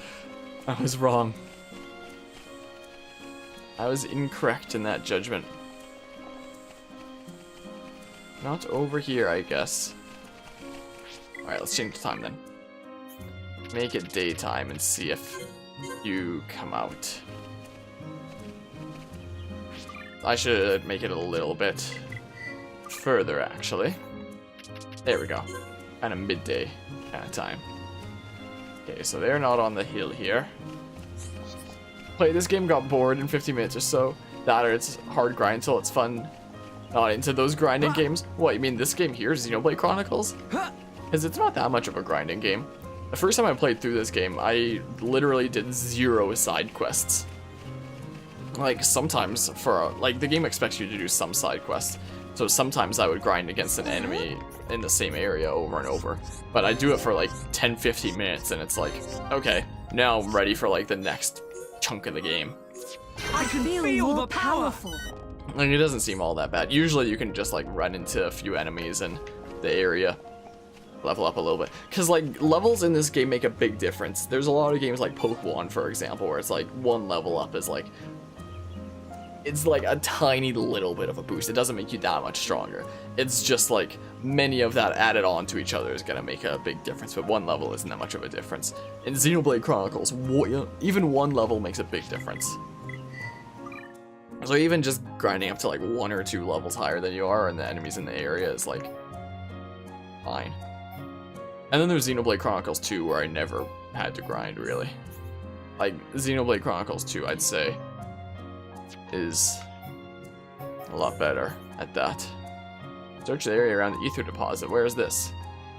An endless supply of crystals in the cave at the edge of Redgold Lake, southeast of the bridge. Go there and find out if it's really the case. Okay. I think I know where this is. But yeah, this game is definitely worth playing through for sure. Like, it's a long game, but this is like one of the best stories I've probably ever seen.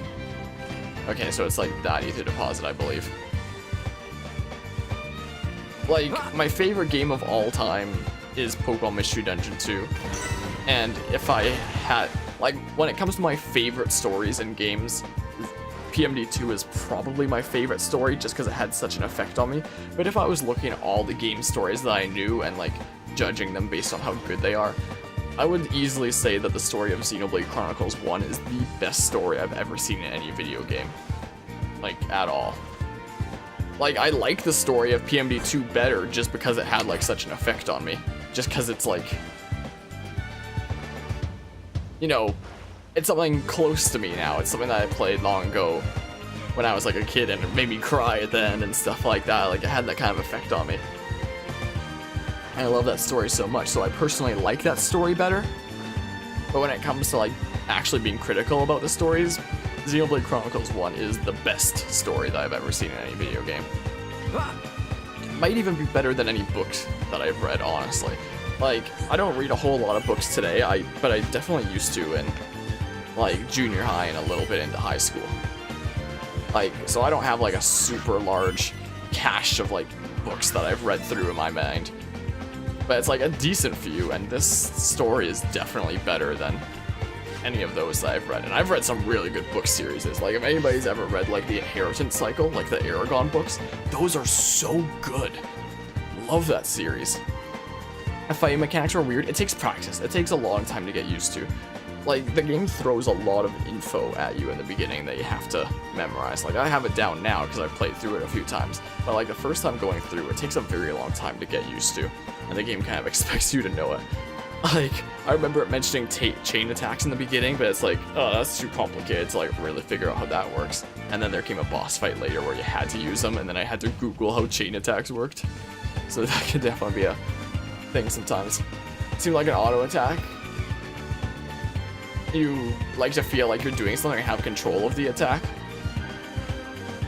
Well, you do for everything else. It's better that the characters auto-attack during downtime instead of doing nothing.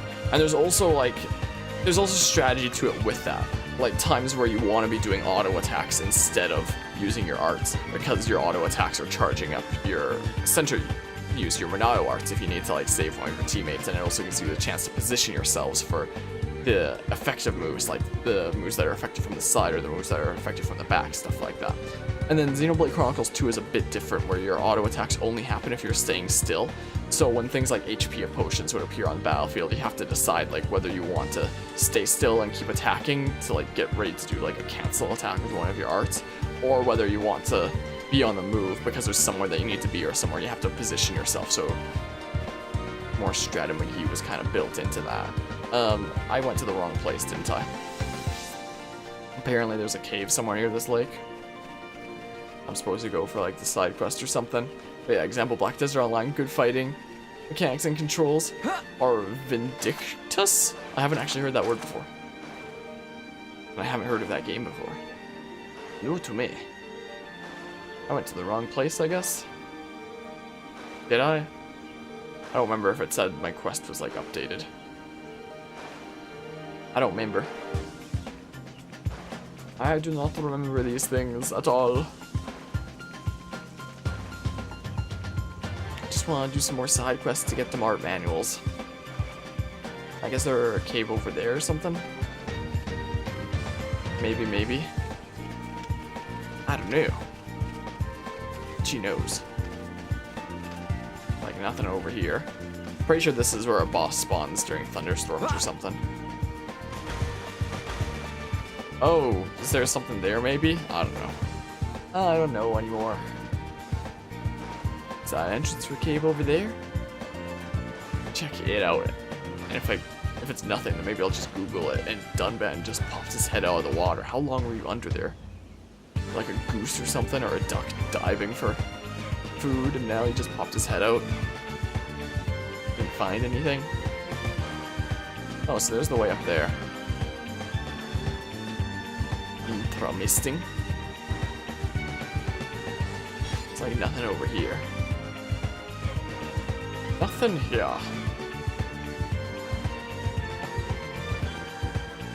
But yeah, when it comes to video game stories, this is the best one I've ever seen, easily. Like, Xenoblade Chronicles 2 is pretty close. But this one just has that extra, whoa, they went there factor. Yeah, the cave is this way.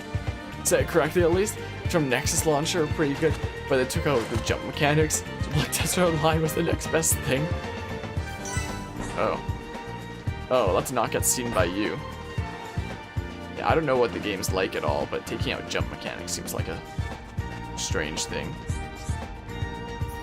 Alrighty, so we did the thing for the quest. What do I have to do for this quest now? Oh, yoink these. Uh-oh. We're dead. I'm not even gonna get out of here. I can't. Are you not gonna attack me? I see it. Well, we're dead.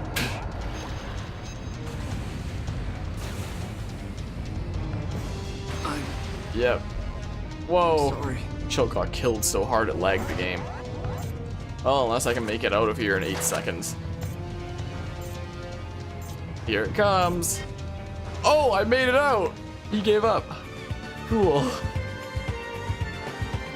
I'll take it then. What was I doing? For this quest here? Was it this one? Return to Ernest. Where is he? Okay, it says refugee camp over there, so he's like somewhere over yonder way then. In that case. Refugee camp. He's over here. Yeah, that was a bit close, but I mean, I would have just respawned somewhere anyway and then come back here. So it wasn't a super big deal. That dude was way higher level than I was. Julio. What else have we got? What else have we got here? Oh, that's the Tephra cave one. Let's just do Bionis leg ones for now. Are there ones that aren't the challenge ones? I'd like to close from the Turcan headquarters on the Bionis leg. Where the heck is that? Where the heck be this? Where's the Turcan headquarters?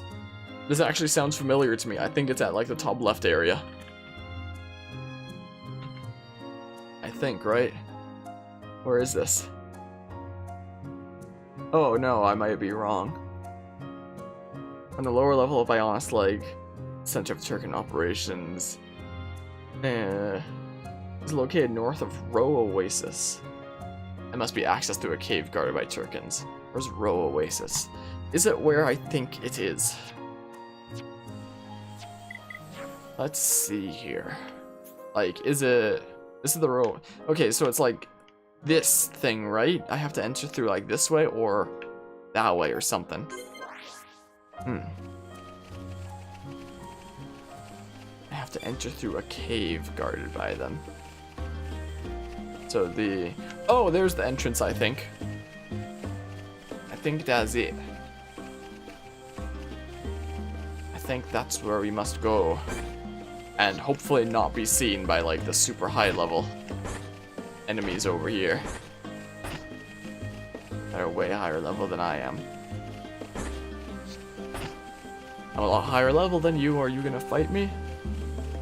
Nope, they're just gonna let me pass. They're like, I'm not fighting that guy. He's a way higher level than I am. That's not happening. Smart move. Alright, so I already see the quest item on the map there. Neato. Yoink.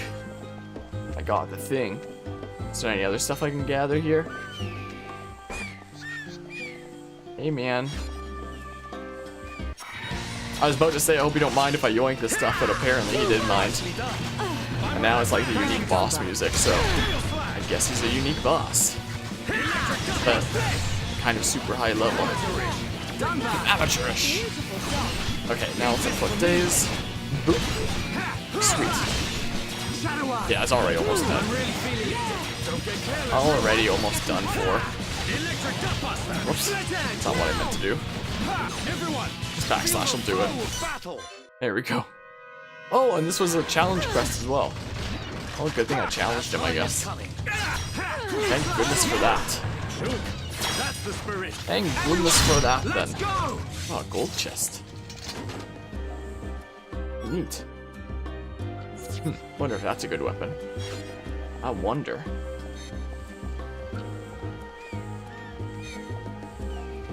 What a very interesting spears they have. They're very glowy. Any other items I can like collect around here? Speaking of, I can throw some stuff in the Collectopedia, see if I can get anything. That's what I could do. Collectopedia. Is there any stuff I can fill out here? I can fill out this whole thing. This whole row. It's not a pelt top. I can fill this row. And bind resist and this row. Strength up, that one's not bad. Not half bad there. What else have we got here? So, whoops. Return to Gorman. Okay, I assume that's a refugee camp here somewhere. I didn't actually read the thing. Okay, yeah, I see the quest thing here. Hey, man. Who's this? Who's this? Alrighty. We've got grand armor and grand leggings. I'm still good to go. Wonder what those do. I wonder. I'll probably only look into equipping stuff after we've done all the side quests we're gonna do. But yeah, just realized, is Xenoblade Shulk, and that's how Shulk is in Smash Bros. Oh, what? Xenoblade Chronicles is the only game that Shulk has appeared in, so yes? Is that the answer to your question?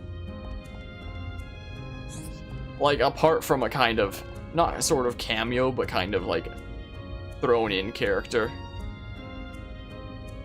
to the couple other games. No, it's a sword, that's why. Yeah, this is Shulk here, and this is like the only game he's like an actual real character in, or he's the main character. So yeah, it's a Xenoblade Chronicles is a game was the first game developed by Monolith Soft under Nintendo.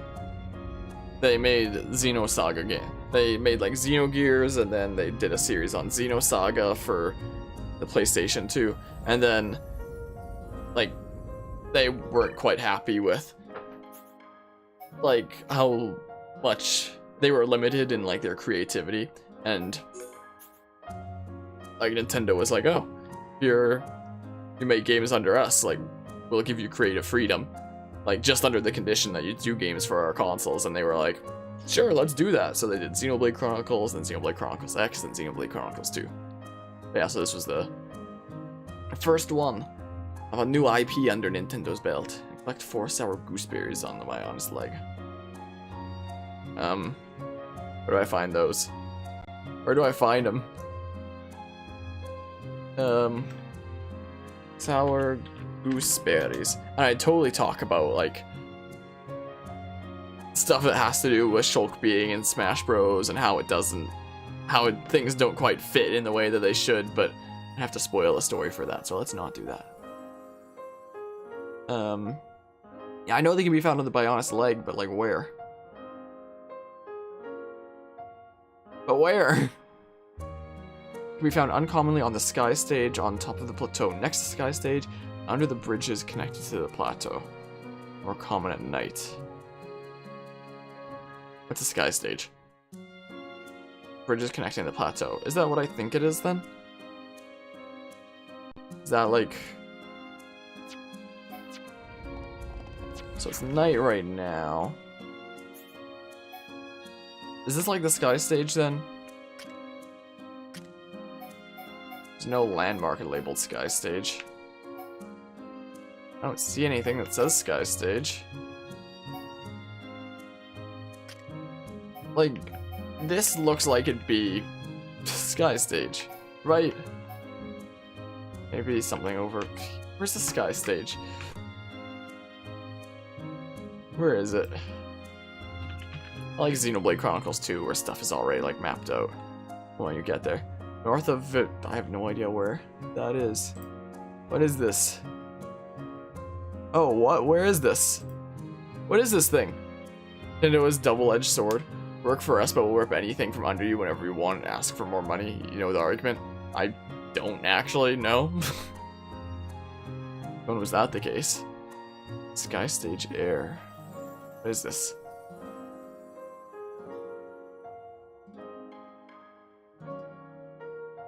I don't... Okay, so it's like... So it's like that area there, then. Guess I'll go around collecting some items at. So... This is the hill in question. That's north of. And...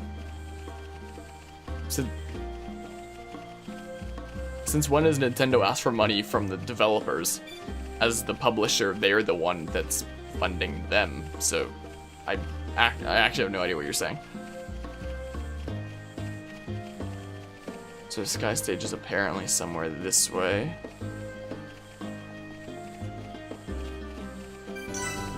Yeah, that's the hill. So is it somewhere over this way? Wait, where are the blue collectible items? There's none here.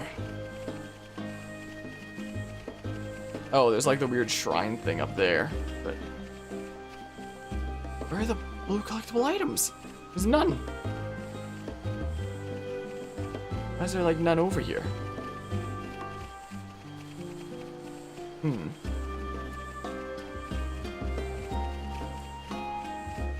Okay, there is a bunch. I have no idea why they weren't spawning over there.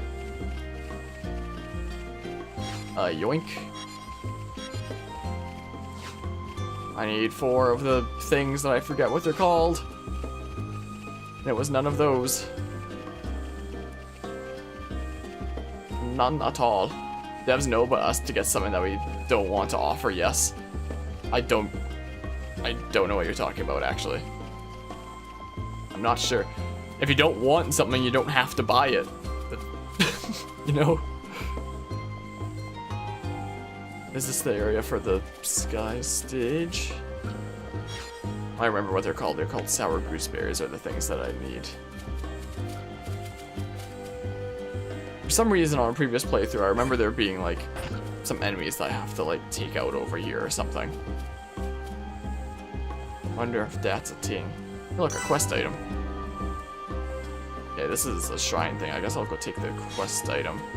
Okay, there's one of the sour gooseberries. I need one more. Just uno more. Yoink. You stay away from me. Can I take him? There's another quest item over here. So, I'm unsure if I can pick that fight, so I'm just gonna move on just to be safe. There's a quest item over here anyway. May as well get it. You know, we want something, and if it's vintage and not online, they don't want to go through with the trouble of giving use to that product. I'm not sure what that sentence means. Want something and if it's vintage and not online, they don't want to go through the trouble of using that. I'm not sure what you mean. Oh, I got the thing before this dude aggroed. Oh, I can go this way. Cool. Keeps going. But, giving us the product. Hey, I got a secret area. My bad typo. So it's... No, we want something, and if it's not vintage and not online, they don't want to go through with the trouble of giving us that product.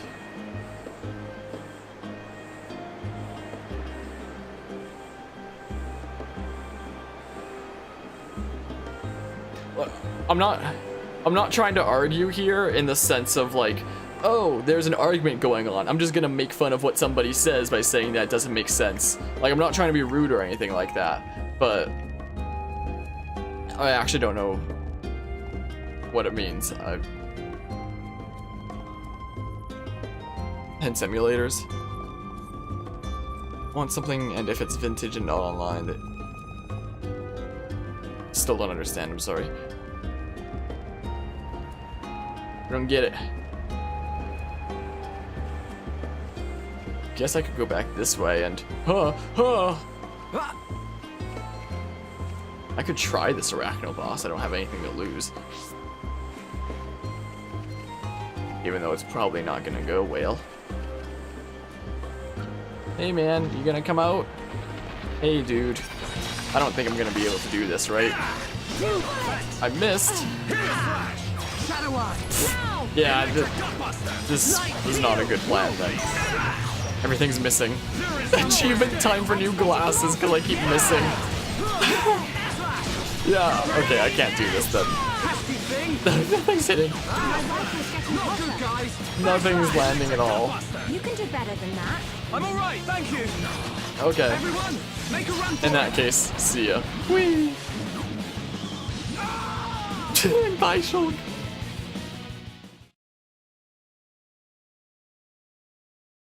Okay, that boss dodges everything that I do. So there's that. Oh, I can go back and get collectibles though. Because this is like a place where that item that I need can spawn. Since I already got one. I know that they can spawn there. As long as this dude doesn't kill me. He targets me with vision, so yeah, I can go around this way and not get seen. Neato. Sneaky, sneaky. Super sneaky, man.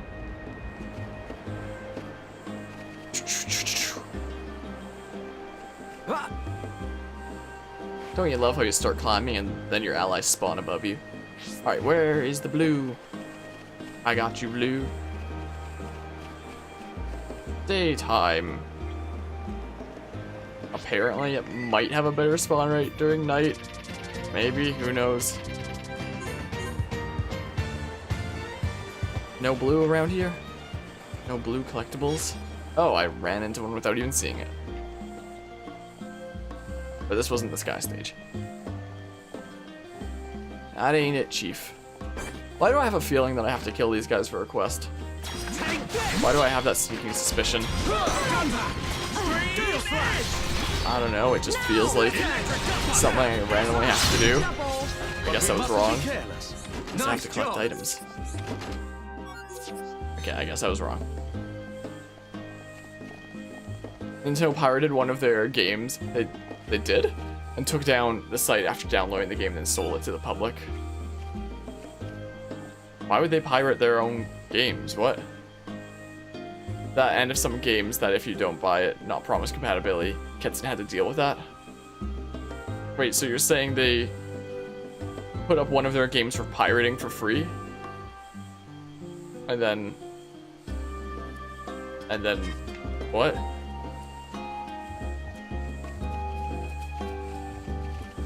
So you're saying they made it available on like pirating sites and then took it down from there and then actually sold it? Because if that's the case, then what? that and if some games that if you buy it, not promise compatibility. Not promise compatibility with what? Other consoles? Like back compatibility? Not promised compatibility. I still don't understand. Let's hope that these things are over here.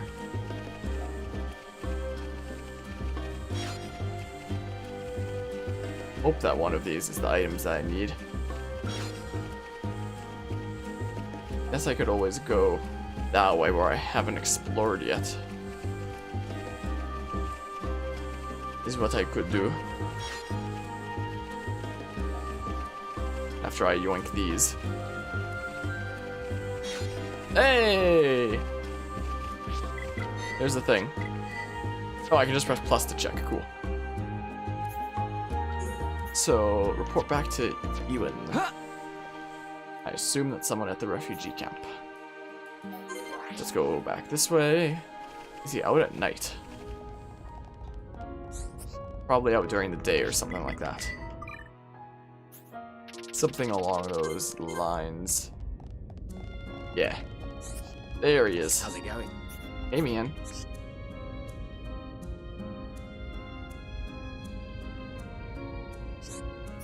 Neato. Do I have to do something else now? For him? Items from Ewan. Okay, I have to give the paints to my Atriona. That is a name and a half.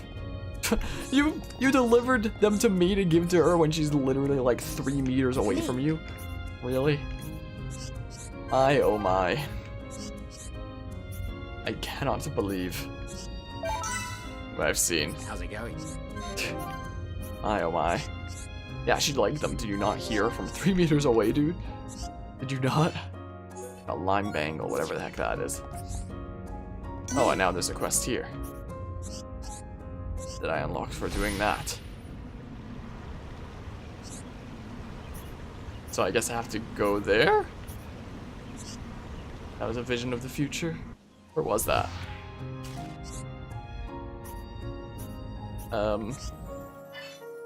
So, a glimpse of the future shows Pama drowning. If nothing is done to stop him, he'll surely die. Change the future and don't let Pama drown. Collect 1 leap drop from near Ragwell Lake on the Bionis leg. Okay. Please turn out that I already have one of those. Oh, I'm having another random vision. My brothers, they didn't have the copies to the... Oh, you're saying they downloaded it because they didn't have a copy themselves. That seems very strange. And took down the site for having it. I guess just to make a quick point. So, like, that old... How would they not have a copy of it themselves, though? Seems odd. So, like, you're saying they didn't put it up themselves. They got it from a pirating site because they didn't have it. But surely they would have been able to get it from, like, one of their old cartridges or something like that. But yeah. And because he bought a game because of a DLC on one console, and it was worse than, like, comparing to a weaker version. It's strange. Weaker console ran better than the stronger one. Like, on a Nintendo console? Like, are you talking about back compatibility with different consoles? Because that would make sense considering the original console will be optimized for that, whereas it's just like a kind of addition for the newer one to be able to support like older generation console games. I have to go to Ragwell Lake. To collect a lake drop, it says. Man, I wish you could set waypoints for like quest items like in Xenoblade 2. Xenoblade 1 is such a hassle in comparison. It sucks, man. In terms of doing all this side stuff. Why do I have a feeling it's down on that island? Why do I have a sneaking suspicion that is down there? I thought I was gonna miss this platform at first. So, what am I doing here? From near Ragwell Lake on by Honest Leg.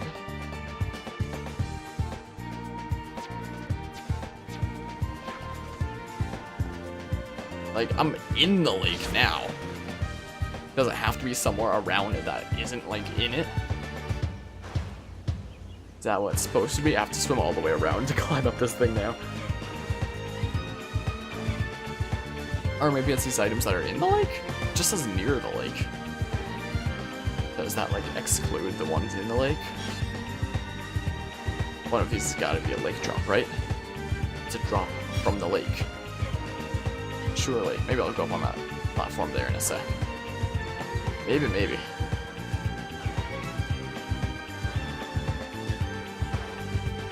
Come on, lake drop.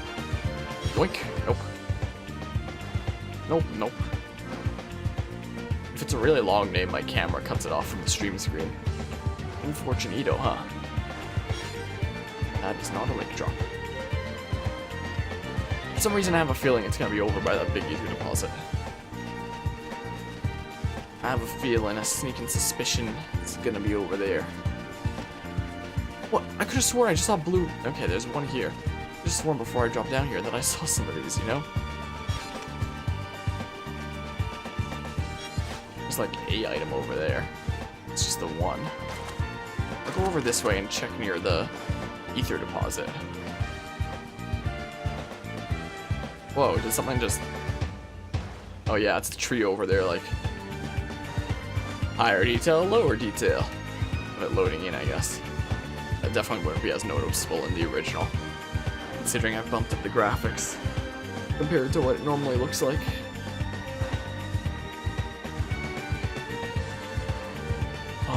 Lake drop. Yoink. Nope. Not a lake drop. I don't even see any blue stuff over here. I don't even see any items.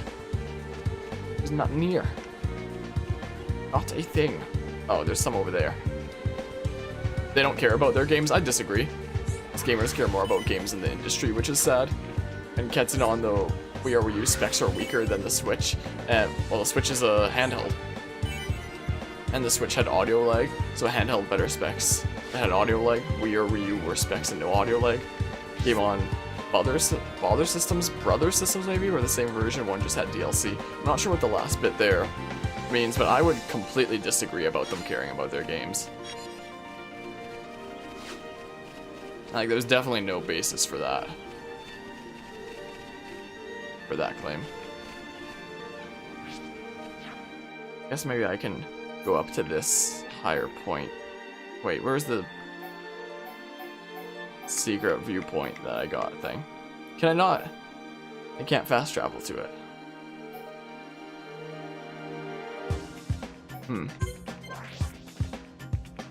You want other systems, gotcha. Just hit B by accident then. But yeah, Switch had audio lag, so handheld better specs, but had audio lag. Wii U were specs and no audio lag. Game on other systems, where the same version one just had DLC.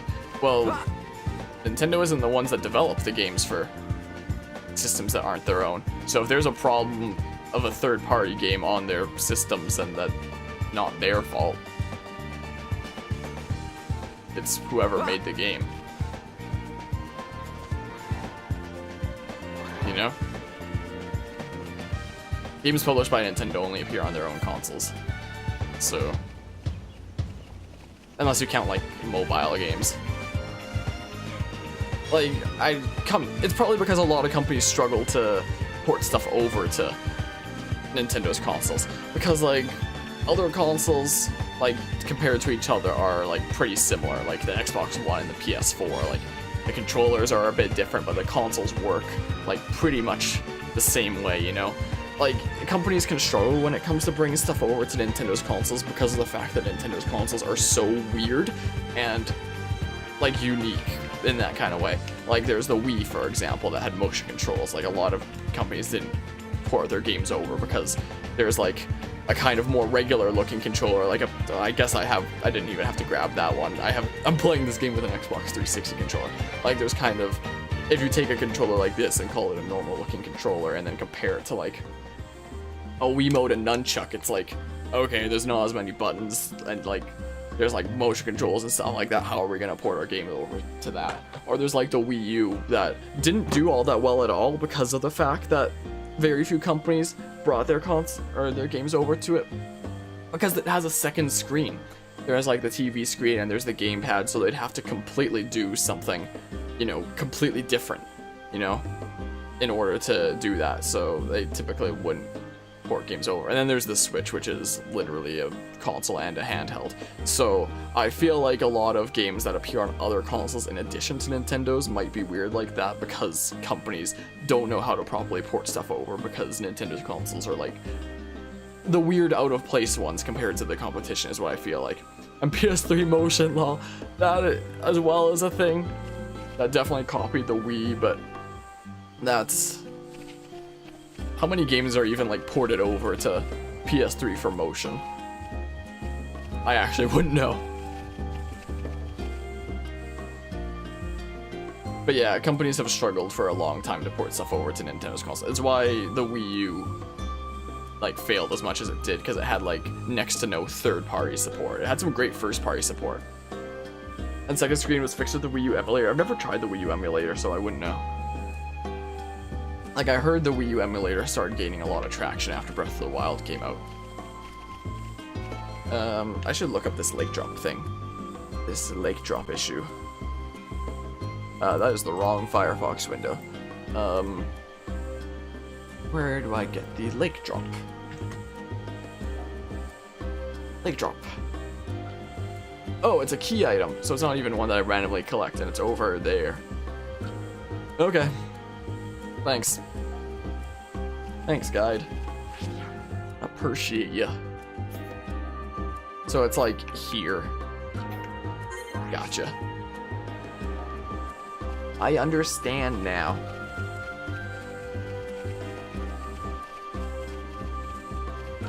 But yeah, when it comes to Nintendo and caring about their games, I would argue that they care a lot about their games. Like, look at the latest Smash Bros, for example. Like, in an attempt to make everybody as happy as they could, in order for there to be, like, as little disappointment as possible, there was the whole everyone is here thing where they included every character that's ever been in a Smash Bros game before. Even, like, super obscure characters like Pichu. Like, I doubt there was that many people that were like, oh man, I hope that my character from Melee is back in this game. I really hope Pichu's back. But, like, they went and included every character that's ever been in a Smash game just for the sake of making as many people as happy as possible, to make there be as little of disappointment. And there's, like, so many little changes that they made that just have a big effect, like the nerfs that they did to rolls. Like, I didn't think that they would do anything like that. Like, there was people like me that were playing the last Smash game that were like, man, I really hope they nerf rolls, but I know that they're not going to. And then they did it anyway, and I was like, wow, that's incredible. Is it down here? It is, it's right there. You don't want to know the amount for ported or emulated games. Too many. Remember PS2? It's well over 2K properly. What, for total, like, pirated games that exist? They care in that sense, but to keep vintage games alive. Oh, yeah, in the case of older games, yeah, they probably don't care about that all that much. Yeah, I definitely agree with that. I really wish that they cared a lot more about, like, their older games like that. Like, they cared a bit about it on like the Wii U, for example, like with the Virtual Console, for example, with being able to play like your older games, stuff like that. Like Pokemon Mystery Dungeon 2, my favorite game in general, was like one that you could download on the Wii U, for example. And then there's like the Switch, where there literally isn't even a virtual console. Like, you can't get these classic games. Like, they included the online, where it's like, oh, here's some NES games that like nobody cares about. But like, when it comes to the, like, I would love to play my favorite game, like Pokemon Mystery Dungeon 2 on the Switch. It's a handheld. That game was originally on the Nintendo DS. Why can't it be on the Switch? And like, they could even make so much money if they just like push their old games like that. Like, you know how many people play like older Pokemon games on like their phones on emulators? Like, if Nintendo made their own official like kind of Nintendo store kind of thing on like phones or something like that, and if you could buy like old Pokemon games for some cheap price and like trade with each other using like Bluetooth or something like that, that would explode so much, and that'd be the coolest thing ever. And I wish they'd even done like more of an emphasis on like their older games on like previous consoles. Like, for example, my favorite game was a Nintendo DS game, and it was available on the Wii U, but not on the 3DS. And the 3DS is back compatible. It can play DS games. So like, why did they take it and put it on their home console instead of their handheld? Like, it literally downgraded the accessibility of it. Like, what the heck? It doesn't make any sense. That's what you meant, they don't care about vintage. Gotcha, I wasn't sure what you meant about vintage there. Yeah, I absolutely agree with that then. Can't buy vintage games, people are begging, and Nintendo says no, so we have to emulate. And yeah, they take down like the emulators. Like, I remember in junior high school, like playing like older Pokemon games or like older Fire Emblem games on like my emulator on my phone, stuff like that, like in between class and stuff like that. Like, I played Fire Emblem 7, my first Fire Emblem game on my phone, and I had a blast. And I remember having to continue re-downloading like the emulator through different sources because Nintendo kept taking it down. And it's like, well, what do you expect me to do then if I want to play this game? Like, they're taking down the emulators, like, oh, you can't do that, pirating our games and emulating them like that. And it's like, well, if you don't want me to do that, just make it available for me to play it like that. It's terrible. So yeah, I definitely argue that they care about like their games that are coming out nowadays, but yeah, when it comes to older games like that, their views on it are definitely warped. I definitely agree with that. Lucid, not a bad idea, that's a really good idea. Like, if they had done stuff like that, that would explode so much. Like, look at Pokemon Go, for example. Like, sure, one of the reasons that it exploded was because of how accessible it is and how, like, anybody can play it, unlike the real main series Pokemon games where, like, non-gamers probably wouldn't get into it just because it, like, even something simple like Pokemon, not everybody could get into, like, super easily. Like, at the university where I work, the team where I work on to do data entry, I know that the handful of people who play Pokemon Go there definitely wouldn't get into a main series game if it was on like mobile devices. But like, everybody who grew up with that stuff, if it was on mobile devices from like a legitimate store kind of thing that Nintendo would make, that would explode so much. Because the other reason that Pokemon Go exploded, apart from its accessibility, was just the fact that it's Pokemon, and like, so many people know it and like grew up with it, and sure, they might not have played a game for like years, but it's like a free thing on a smartphone and they can just get it. And if there was like a store for like these older games, like, imagine being able to play like Pokemon Fire Red, Leaf Green, Ruby Sapphire, Emerald on your phone, and that you download from like an official source like that. Unlike the emulators where you can't even really do multiplayer because it's so sketchy when it comes to like them connecting with each other, and it like lags like crazy whenever you try to do that. But like an official source where you could like trade and battle each other over Bluetooth, and if they made like some connection with the current generation Pokemon games where it's like you can transfer your Pokemon from your mobile device to the current gen, like Let's Go did with Pokemon Go, for example, but like more a direct transfer kind of thing. Like that kind of idea, but with like the main series Pokemon games. Like if you could transfer Pokemon from like Fire Red, Leaf Green, or like any other older games from mobile devices onto there. And like newer smartphones can even play Nintendo DS games. I've played Nintendo DS games on my phone before. Like if you could play up to Pokemon Generation 5, like officially, I love Generation 5. You'd like never see me ever again. I'd be too busy with that. Pokemon Go had a really bad privacy issue if you think about it, but mad Pokemon fans wouldn't care. But the battery usage, OMG. Yeah, I heard that would eat up a lot of battery. And yeah, the privacy issue can make sense. Like, I feel like Pokemon Go could have been something that would be great, but if even up to today, it feels like it's just like a lot of bare bones features of like the potential of what it had to be. But like, yeah, when it comes to how they deal with like emulators and their older games, like, honestly really pisses me off.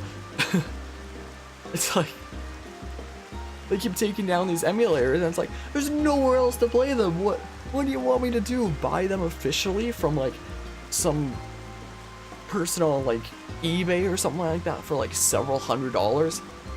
Like, my opinion on when it comes to like pirating games is it's like, if it's a new game that you can like go to the store and get off the shelf, then like pirating is like not the right thing to do, you know? Like, as is generally frowned upon. But if it's a game that you literally can't go to the store and buy anymore, if it's a game where it's literally impossible for the company who made it to profit off of it anymore, then what is wrong with pirating it? If the company responsible literally can't make a profit off of it anyway. Like, what do they expect you to do? Like, pirate it and then give them a donation or something? I don't know. No, they definitely don't expect that. But why do they keep taking down these emulators if there's literally no other way to do it? Like imagine if they brought like classic games to the smartphones and stuff like that, or even the Switch, but especially smartphones, like up to Nintendo DS Pokemon games, like all the way up from the originals up to the Nintendo DS ones. That would explode so much, I bet their stock would easily double. Like, no question about it.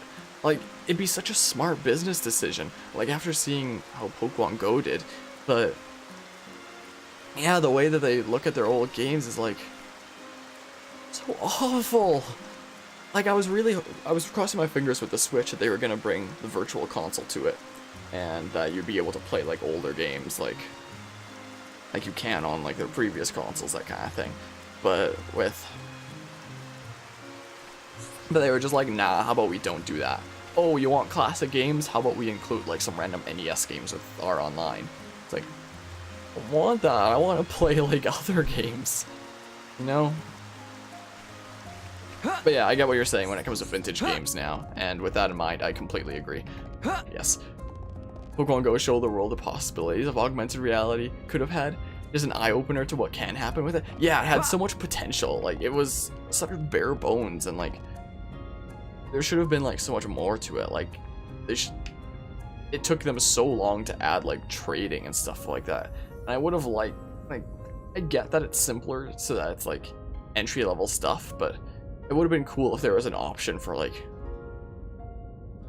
you know, main game Pokemon battles or the simpler ones, depending on like what kind of an experience you want or stuff like that, you know? Wait, is trading still? No, trading is in the game now. I honestly couldn't remember for a sec there. Yeah, that game had so much potential, but they like it was kind of such an awful thing at release, like so bare bones. It should have been so much more. Like, even up to today, there's so many like terrible decisions that are made with it.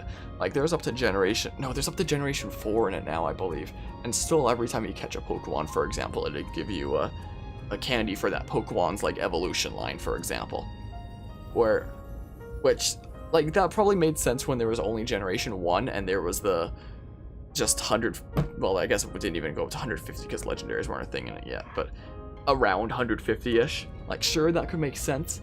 But now that there's like close to 500, I guess they haven't included all the generation 4 ones yet, but somewhere in the mid 400s, it's just not ideal to be able to power up your, you know, dudes by getting the same one over and over again when there's like over 400 of them that could appear. Like, what they should have done from the get-go, and I'm surprised they haven't done yet, is with these candies that they have in Pokemon Go is whenever you catch a Pokemon, it should give you not candies for the species, but for the type. Like, let's say you catch a grass type, it would give you a grass type candy that you can use on any grass type. Like, it just seems so logical. And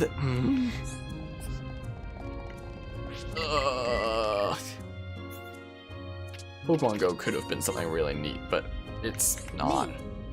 I don't think. I think Google Glass with AR and the power of the phone, endless possibilities. That'd be so cool. That'd be the neatest thing ever. You come back to see that part of the chat, huh? My oh my. Felt the need to draw a certain character from Delta and finish that. Now you're met with that. Thanks, Bearded. And Beard's back as well. Nice, nice. Wait, what am I supposed to do with this? But yeah, when it comes to Nintendo's mobile gaming, it's pretty eh. And when it comes to keeping their classic games alive, they don't know how to, I would argue. Yeah, so in that sense of you saying like vintage games, Incredible Geek, yeah, I absolutely agree with that then, now that I understand. Completely. In fact, I get like really triggered, honestly, about like the possibilities of what could be. And there's like, we know it's possible because there's already emulators for like mobile devices that will run like Nintendo DS games just fine, so we know it's possible. Why doesn't Nintendo just like make their own official ones and like make money off of that themselves instead of taking down these emulators? It's like, if you're gonna take them down, then make one yourself. You know, if that makes sense. Give us something for us to use instead of that. You know? Man, oh man. Imagine what could be. But yeah. Scroll all the way to the top of chat to see it. We're still stuck at that position. PlayStation's even more lenient than them. Even Xbox, like when it comes to their classic games. Like, I think I heard something about with PlayStation 4, you being able to download like your PlayStation 3 games from their shop. Like, apparently the PlayStation 4 isn't back compatible. It has a Blu-ray player instead of back compatibility, but you could like download PS3 games. I wish I could download like Wii games onto the Switch. Like, why isn't that a thing? Why isn't like any thing?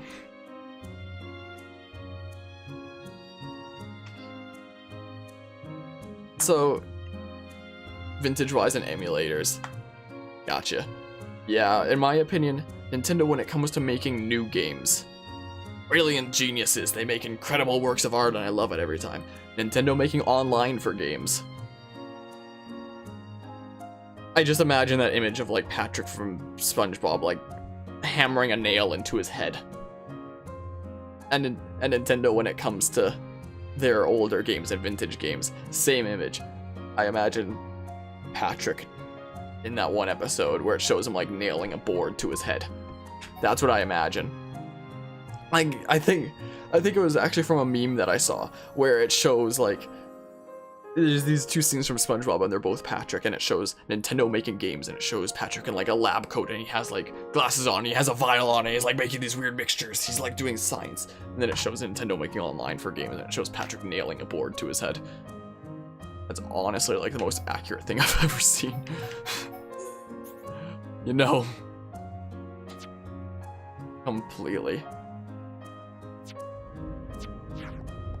Can I get these other arts manuals now, or am I still too poor? I can probably get them, right?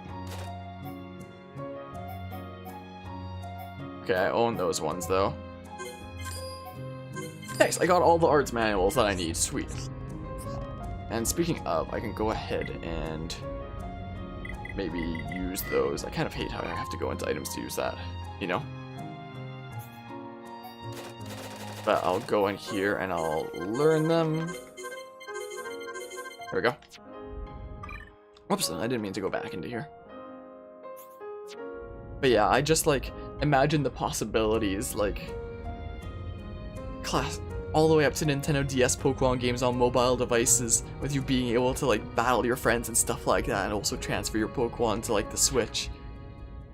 It's literally proven to be possible. Why don't they do it? It'd be such a genius idea. Don't get me started on how difficult it would be for the Switch to use an emulator. What do you mean by that? First you gotta get the software limit and try to run Linux or something on it first, then assuming powerful enough to run the game. Oh, I see what you mean there. How do you change the mod symbol? That is through Frank or Face C. That's something that you can do as like one of their kind of perks there. And I assume that if you actually see the different mod symbol that you have that extension. I think most people just see it as a regular mod symbol. I think people only see it if you have Frank or Face C, so I guess you must have the extension then. If you don't have the extension, then that is interesting, to say the least. I don't think you can see it with BTTV. I think it's just a Frank or Face visible thing.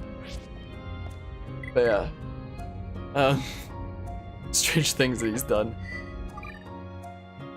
It's one of the perks that you get as a Frank or Face C supporter, where if you get that, they double your emote capacity through Frank or Face, and they let you do your own custom mod icon.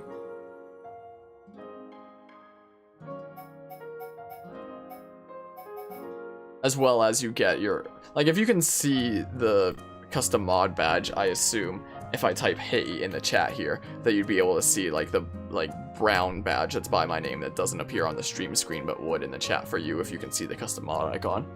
Also gives you that. What am I doing here? I don't know how many more of these I want to be doing. Isn't there someone I can talk to here about, like, them moving back to Colony 6? I think. Yeah, that's what you're saying. Yeah, it's definitely not exactly the best badge in the world, is it? It's definitely not the best thing ever. Like, it's something to have there, but it's definitely not the greatest of badges, is it? Also, speaking of, when the heck is there gonna be, like, the chat on my screen there? Since when is the VIP badge actually gonna be visible on the stream screen? As you know, it's not right now. Like, there's a purple badge next to your name on my actual chat, but when you, but on my stream screen, seeing your name at the bottom left there, there's no purple badge. Feels so ripped off. Yeah, that's another thing it can definitely look like, you know? Okay, let's do whatever the heck this quest is then. But yeah, I could rant for so long about Nintendo when it comes to classic games, because it triggers me so hard. Wii U has a hard time rendering Mario Odyssey or any graphic medium games. Wait, are you saying that you can run an... I guess it's not impossible. Are any graphic medium games, so good luck with anything else? Are you saying that you can... It's possible to emulate Switch games on the Wii U? I mean, I guess it's not impossible, but... It sounds spicy. Seems to be a reason behind Ernest lies. Place flowers on the grave of his friend at the edge of the cliff north of Sharpa Waterfall. Place flowers on the grave. What the heck? Where the heck is Sharpa Waterfall? What be that? What be it? I have no idea. I haven't a clue. Could render any Switch game on the Wii U, but not vice versa. Like, I wonder if the Wii U is a more powerful console than the Switch. Well, at least it probably would be in some factors, just by the sense of it being like a home console over a handheld. Like, I'm sure the Switch has like many technical things over it just because it's newer, but just by the nature of it being a handheld, I'm sure there's probably some things the Wii U has over it. I would imagine. Like, the Wii U came out in 2012, so just the nature of, like, the jump between, like, 2012 to 2017, there's gonna be, like, some hardware upgrades, but by the nature of it being a handheld as opposed to a home console, it's probably gonna have different things over each other. Okay, what was that waterfall called? It was called, like, Sharpa Falls. That thing. Where is this? That looks familiar. Just reading Basque Cave Passage and Lever's Paradise. I have no idea what either of those are. What is that? What's this bit on the map? What is it? Switch may have better specs, but no fans for cooling. Wii U is... Oh yeah, that's true as well. Well, yeah, I guess it can't really. I mean, it has like the outtake. I mean, it does have like the outtake on the top for the... There. What, my first Switch? I wasn't that happy about this. I got my Switch right on release, and out of the box, like this grating on the top for the outtake, it was like snapped off on like those bits there. So like you could kind of bend the whole thing by pushing on it a little bit. Like, it's not like these things were completely snapped off, like they were still there. It's just on one side they were off, so you could like bend it and stuff like that. And then I had some weird problem with my micro SD where it couldn't read any games, and I asked them if I could send it in for repair, even though it had been more than a year, so like my free warranty was up, and they were like, nah, sure, just go ahead and send it in. So they repaired it for free.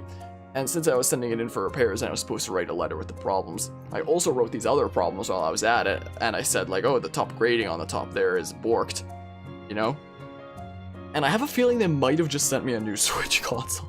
Like, I have no idea if this is my original one, but if it is the original one, they definitely replaced the casing on it, which was very nice. Another problem that I said I had was, like, the kickstand on the back here would come out on its own. Like, I'd just be holding it like this and the kickstand would just come up, like it wouldn't stay shut. So I mentioned that, and now with this one, I need to literally dig my nail under it in order to pop it out. Like, I can't just even pull it out. Like, I just can't. I literally need to dig my nail under it to pull it out. I love it. It's great. And another problem that I voiced was when I plug in headphones, there's like a loud buzzing noise that I would hear. Kind of like the kind of idle sound thing, I guess.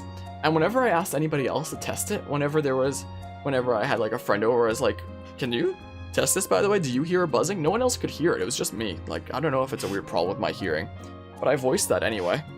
And the buzzing didn't completely go away, but they actually lessened it. Wow. So I don't know what the heck they did. Like, it's not like the buzzing's not completely there, but what it used to be before is it used to be like completely obnoxious buzzing. Like, I'd have it in and I just hear like constantly. Like, I literally couldn't even play with headphones with that thing just because it like hurt so much. But I guess it must have just been me, because every friend of mine that tried it didn't hear a buzzing. It was only me. And I don't know what they did, but they lessened that buzzing, like, to the point where I only hear it now if there's no game audio. Like, if I have something paused or I'm on the home menu, that's the only time I hear it anymore. So I was very happy with my free repair on that. But yeah, as passive cooling, Wii U as active cooling. Yeah, that makes a lot more sense with like the Switch being a handheld. I was just saying, like, on the subject of like the cooling there. Then it got bricked, except not bricked. Yeah, I couldn't read any save data off of my micro SD card. Their conclusion was basically like my micro SD card was basically shot, so I had to get a new micro SD, unfortunately. Luckily, even though the micro SD was kind of screwed with, they did manage to take all the data from a micro SD and put it onto the Switch main console, so I luckily didn't lose any of my save data. But yeah, check serial number. What, on my Switch there? That's just ground looping on itself. All phones have that too. Its audio isn't grounded. Oh, the sound thing, you mean? Yeah, I know. Like, I know that I didn't know what it was called, but I know that's definitely a thing that happens with other devices. Like, when I plug headphones into my computer and there's nothing playing, or when I plug them into my phone, I always hear that as well. But on the Switch there, on my original one, it was especially loud. Like, it was so loud. Like, maybe it was just, like, some weird mistake that they had made with the, like, consoles that came out day one, but... So this is Southeast by Honest Leg, upper level. Southeast, upper level, you say? It's probably down here or something? I don't know. Wait, where does it show on the map? Does that look like that bridge? Oh yeah, that's it. Yeah, because there's those 2 points there. So the falls is like this thing here, right? It's something like that. But yeah, maybe you have higher frequency hearing than others. I think it's probably more something my hearing being bad than it being good, I'd feel like. My hearing is not very good. Like, it's not terrible, but I feel like it's definitely below average. I sometimes have to ask people to repeat themselves like 3 or 4 times, and I get super embarrassed about that. Like, if there's multiple sounds going at once, like if there's multiple voices, I just struggle to make things out. Okay, so it's probably going to be somewhere over there then if those are the falls. I feel like. Here, that's you can hear higher frequencies than most. Human limit is 20k. Even if my hearing's bad, maybe it is that kind of situation then where I can hear a little bit higher frequencies. It's like nobody else who tested that did that or heard that. So maybe it is the case. Maybe I can hear slightly higher frequencies, but in general my hearing's pretty bad. But yeah. You hear the weirdest shit no one else can? Whispers telling you to kill someone, huh? No. But yeah, check serial number to check if switch was fixed or replaced, aka refurbished. Oh, I don't know what the serial number was before, so I wouldn't know. I don't know what my one before I sent it in for repairs was. No matter what they did. I have no idea what they did, but I'm happy that they did it. I'm happy that they did it for free as well. They have like a 1-year warranty thing, but then after that, typically they say they have to pay for repairs. But after I told them that like this wasn't me damaging it, it just kind of randomly did that on its own. They were like, okay, we'll cover that for free. Like, just send it in, we'll do it for you. Oh, what's that? Over there. So I was happy about that. Because apparently normally repairing that kind of thing would be like $100 or something. So my SD card kind of pretty much bricked my Switch. I'm glad that was done. Not sure if it's a benefit or downfall for you. God, just shark the water. Who knows? What the? Is this something? Oh, I guess that's supposed to be like fish seeing through the water. It looks almost like they're closer to the surface. Weird. Yeah, they definitely have great customer service for my experience as well. Okay, back to our list of things that they're good at and they're bad at. Making new games and customer service goes in the things they're great at pile. And then in the things that they're terrible at pile is making online for games and having support for their old games. Or getting our piles established. Which is unusual for most companies in the US. Yeah, it definitely can be. Nintendo actually just recently got ranked number 9 for like the most reputable companies in the US by some study by this like Reputation Institute. I forget exactly what it's called, but I think it might just be called like the Reputation Institute. Or something like that. And it was like the only video game company to make top 100 for like at all for top reputations in the US, and it got number 9. Number 1 was Netflix, in case you're wondering. But yeah, good and bad, you can hear things other can't, but super sensitive ears get hurt at yeah, that definitely can be. The bullhorns are hammering a nail in slightly hurt, and that's how sensitive yours are. Yeah, that can definitely be a bit of a hassle there then. But like also being able to pick up on things can be pretty nice. Where the heck am I going for the side quest?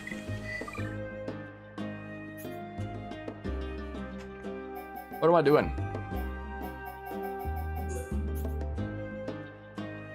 On the cliff north of Kasharpa Waterfall. Oh! Oh, where's the cliff north? Here's the waterfall, so it's somewhere this way. Gotcha. Gotcha, man. So it's somewhere over this way is where we're going. Do you still hear things others can't? I'd personally like to have something like that where it's like, hey, my hearing's more fine-tuned. Like, maybe it is for higher frequency stuff, but like, I can't name a case where I feel like it's benefited me. Very weird ears. You hear combos across the house though, aka 30 plus feet away at normal volume, so that's a plus. Yeah, that definitely sounds pretty alright. Like, I feel like my distance hearing is fine. It's just like, when there's multiple sounds at once, I can struggle to hear things. Like, if it's a kind of noisy area, people will have to tell me things multiple times before I actually hear what they're saying. And I'll ask them so many times to repeat themselves, and they'll just be like, never mind, and it's like, oh no, now I wanna know! You know?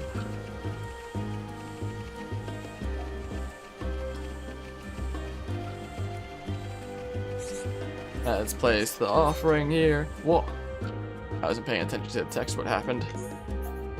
Defeat the arrogant Turkin to the north of Kasharpa Waterfall and buy us. Oh, did an enemy just appear and I didn't notice it? Oh, hi. You're just gonna let me go behind you and backslash? Okay. Okay, I'll take it, I guess. Okay, I need to lower my aggro now. Wait, was Soak moonwalking? He was briefly. Oh, I can inflict. Let me inflict daze! Oh, dang it, I was a little bit late to inflict daze. That sucks. Was it 2 combos at once and answer to both? Hard, but you can. Haven't tried 3 yet. I wish I could do that. I wish. Sometimes, like, if I'm trying to hear something from, like, another side of the house, I can increase my hearing with my new headphones that, like, I could have been wearing this stream if I wanted to. Like, I recently got these headphones that I wear sometimes. I was debating about doing it for these streams, but, like, having these on for, like, after a couple hours, it'll start to give me a slight headache. And I can't hear myself as well, so sometimes I like to stick to earbuds because I can keep those in as long as I want without ever it messing with me. I can also plug, like, they're normally wireless, I can also plug them in as well, but anyway, like, if I want to hear something from farther away, these are noise cancelling as well, so I can also turn on open mic so it'll, like, take in the noise and amplify it. So if I want to hear something from, like, way over yonder way, I just turn on, like, the active, I would turn on the open mic, and then it, like, records what's from far, and it plays it to my ears louder. But it makes it really weird when I talk, because then I hear my voice played back to me through the headphones, so it's, like, really weird like that. Like, that's the one big thing about that messes with me. I feel like having good high frequency hearing could potentially save your life, like gunshots in the distance, but that wouldn't be high frequency, would it?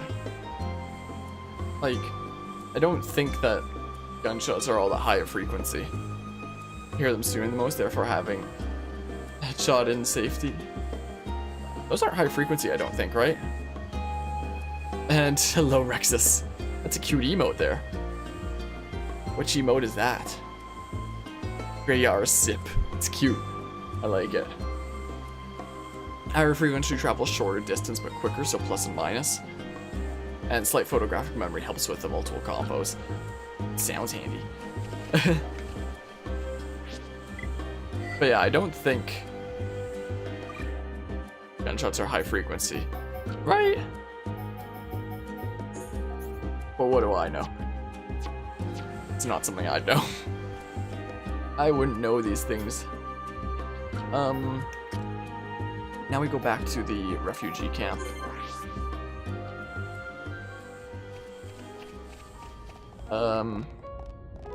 Oh, this guy was over here, but he probably only comes out during the day.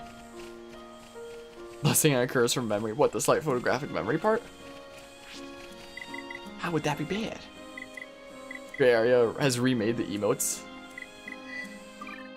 Yeah, I haven't actually heard of that streamer before. That is a pretty cute emote.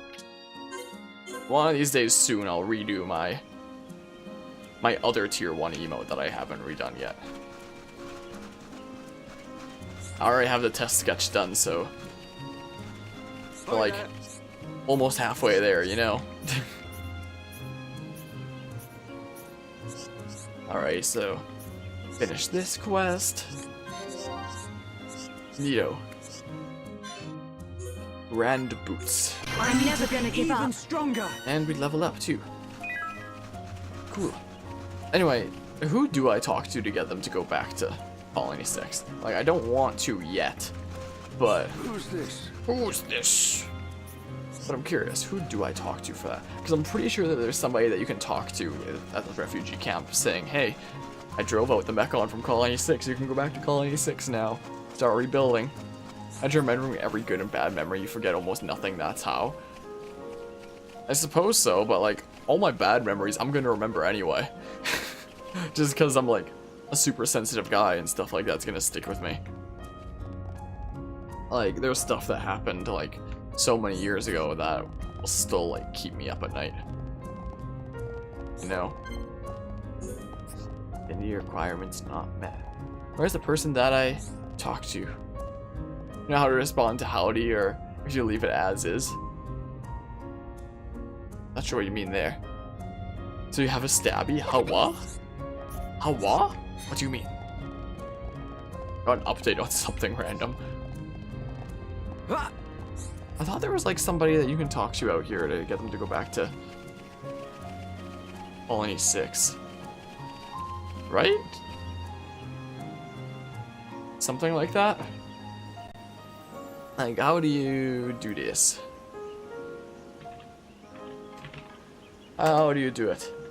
Send refugees to Colony 6. What do you have to do?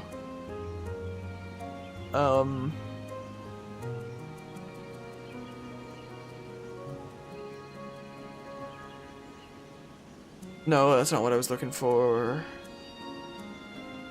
How do I do it?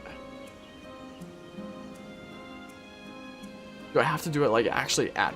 I think I probably have to do it actually at Colony 6 or something, right? Maybe. I don't know. What happens if I go to Colony 6?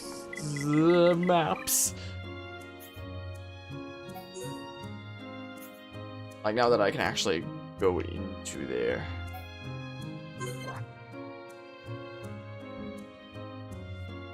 Like... Oh, this isn't where I tried to be, but I'll go around this way. Sure. So used to people getting upset at you by saying hi 2 times, even though he used to. Nice. Character you're controlling has a stabby, Shulk. His sword, the Monado, you mean? Because yeah, he can do some stabbing with that. Does it really, though? Is that what a beam of light that comes from it does? I don't know. I don't know how that'd be defined. I'm not sure. Oh, look, nebulas, they come out in the rain. Isn't that something there? Pod Depot. Yeah, let's head into the actual colony. We haven't actually done that yet. During this playthrough, we haven't actually gone into Colony 6. Is this the gate? Is this gate still gonna be blocked? They don't even get there. Oh my goodness. I'll see if I can get on the other side. What the heck? Excuse-me. Excuse-me, game? So, this is where I originally meant to travel to. Is that gate? The gate's still closed. Huh. Maybe I have to get them to go to Colony 6 first, but I didn't think I had the option. What the heck is going on here? What is going on here? Exactly. Oh, I guess this is a quest item, since I'm getting a vision for it. Guess that's something that I need to hold on to. Twould seem. Yeah, this gate is still closed, so, whoa. Whoa! Okay, let's see here. How do you send them to Colony 6? How do you do it? Is it like a mandatory side quest thing? Clear the bridge and Juju wants to move refugees back to Colony 6. I think maybe I have to progress more in the story or something. Something like that. I'm gonna leave now, tired, school and stuff. See Harmonia, CH. Alright, thanks for hanging out, hon. I appreciate it as always. Have a good night. I guess I was mostly breaking the sound barriers and more of a crackle, but understandable, so I don't know if high pitched or low pitched. I would think low, but I don't know. Just air moving so fast out of the way. More of decibels, but you might have something there. I don't know. How do you move them? Did the quest to move the refugees kill both sets of enemies on the bridge? I don't have that quest.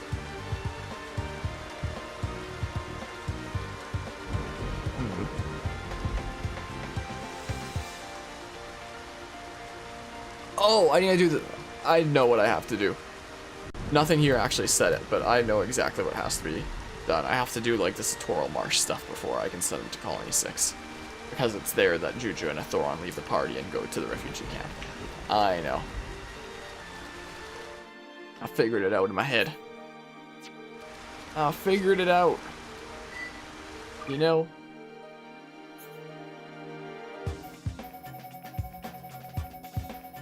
And yeah.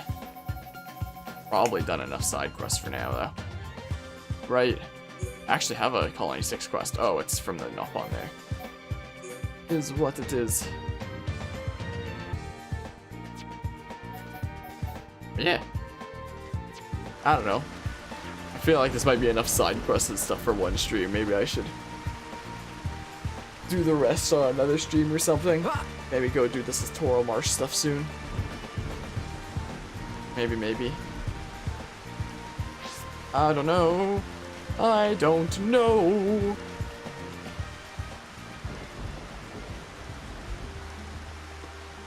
I mean, this Tora Marsh stuff is pretty short. You always just go do it. Or do I save it until next time? I can't decide. I have no clue. Wow, it's hard to see the Mechon in the rain. Oh my.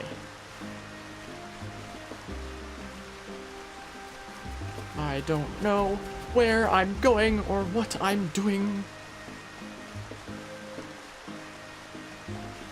Let's travel to the other side here and I think do Tora Marsh next time. Is what we'll do, since it's right over there, and that'll be like the next story part. I better save here then. Whenever the next time I stream this game, I'll do more story stuff in the form of Tora Marsh.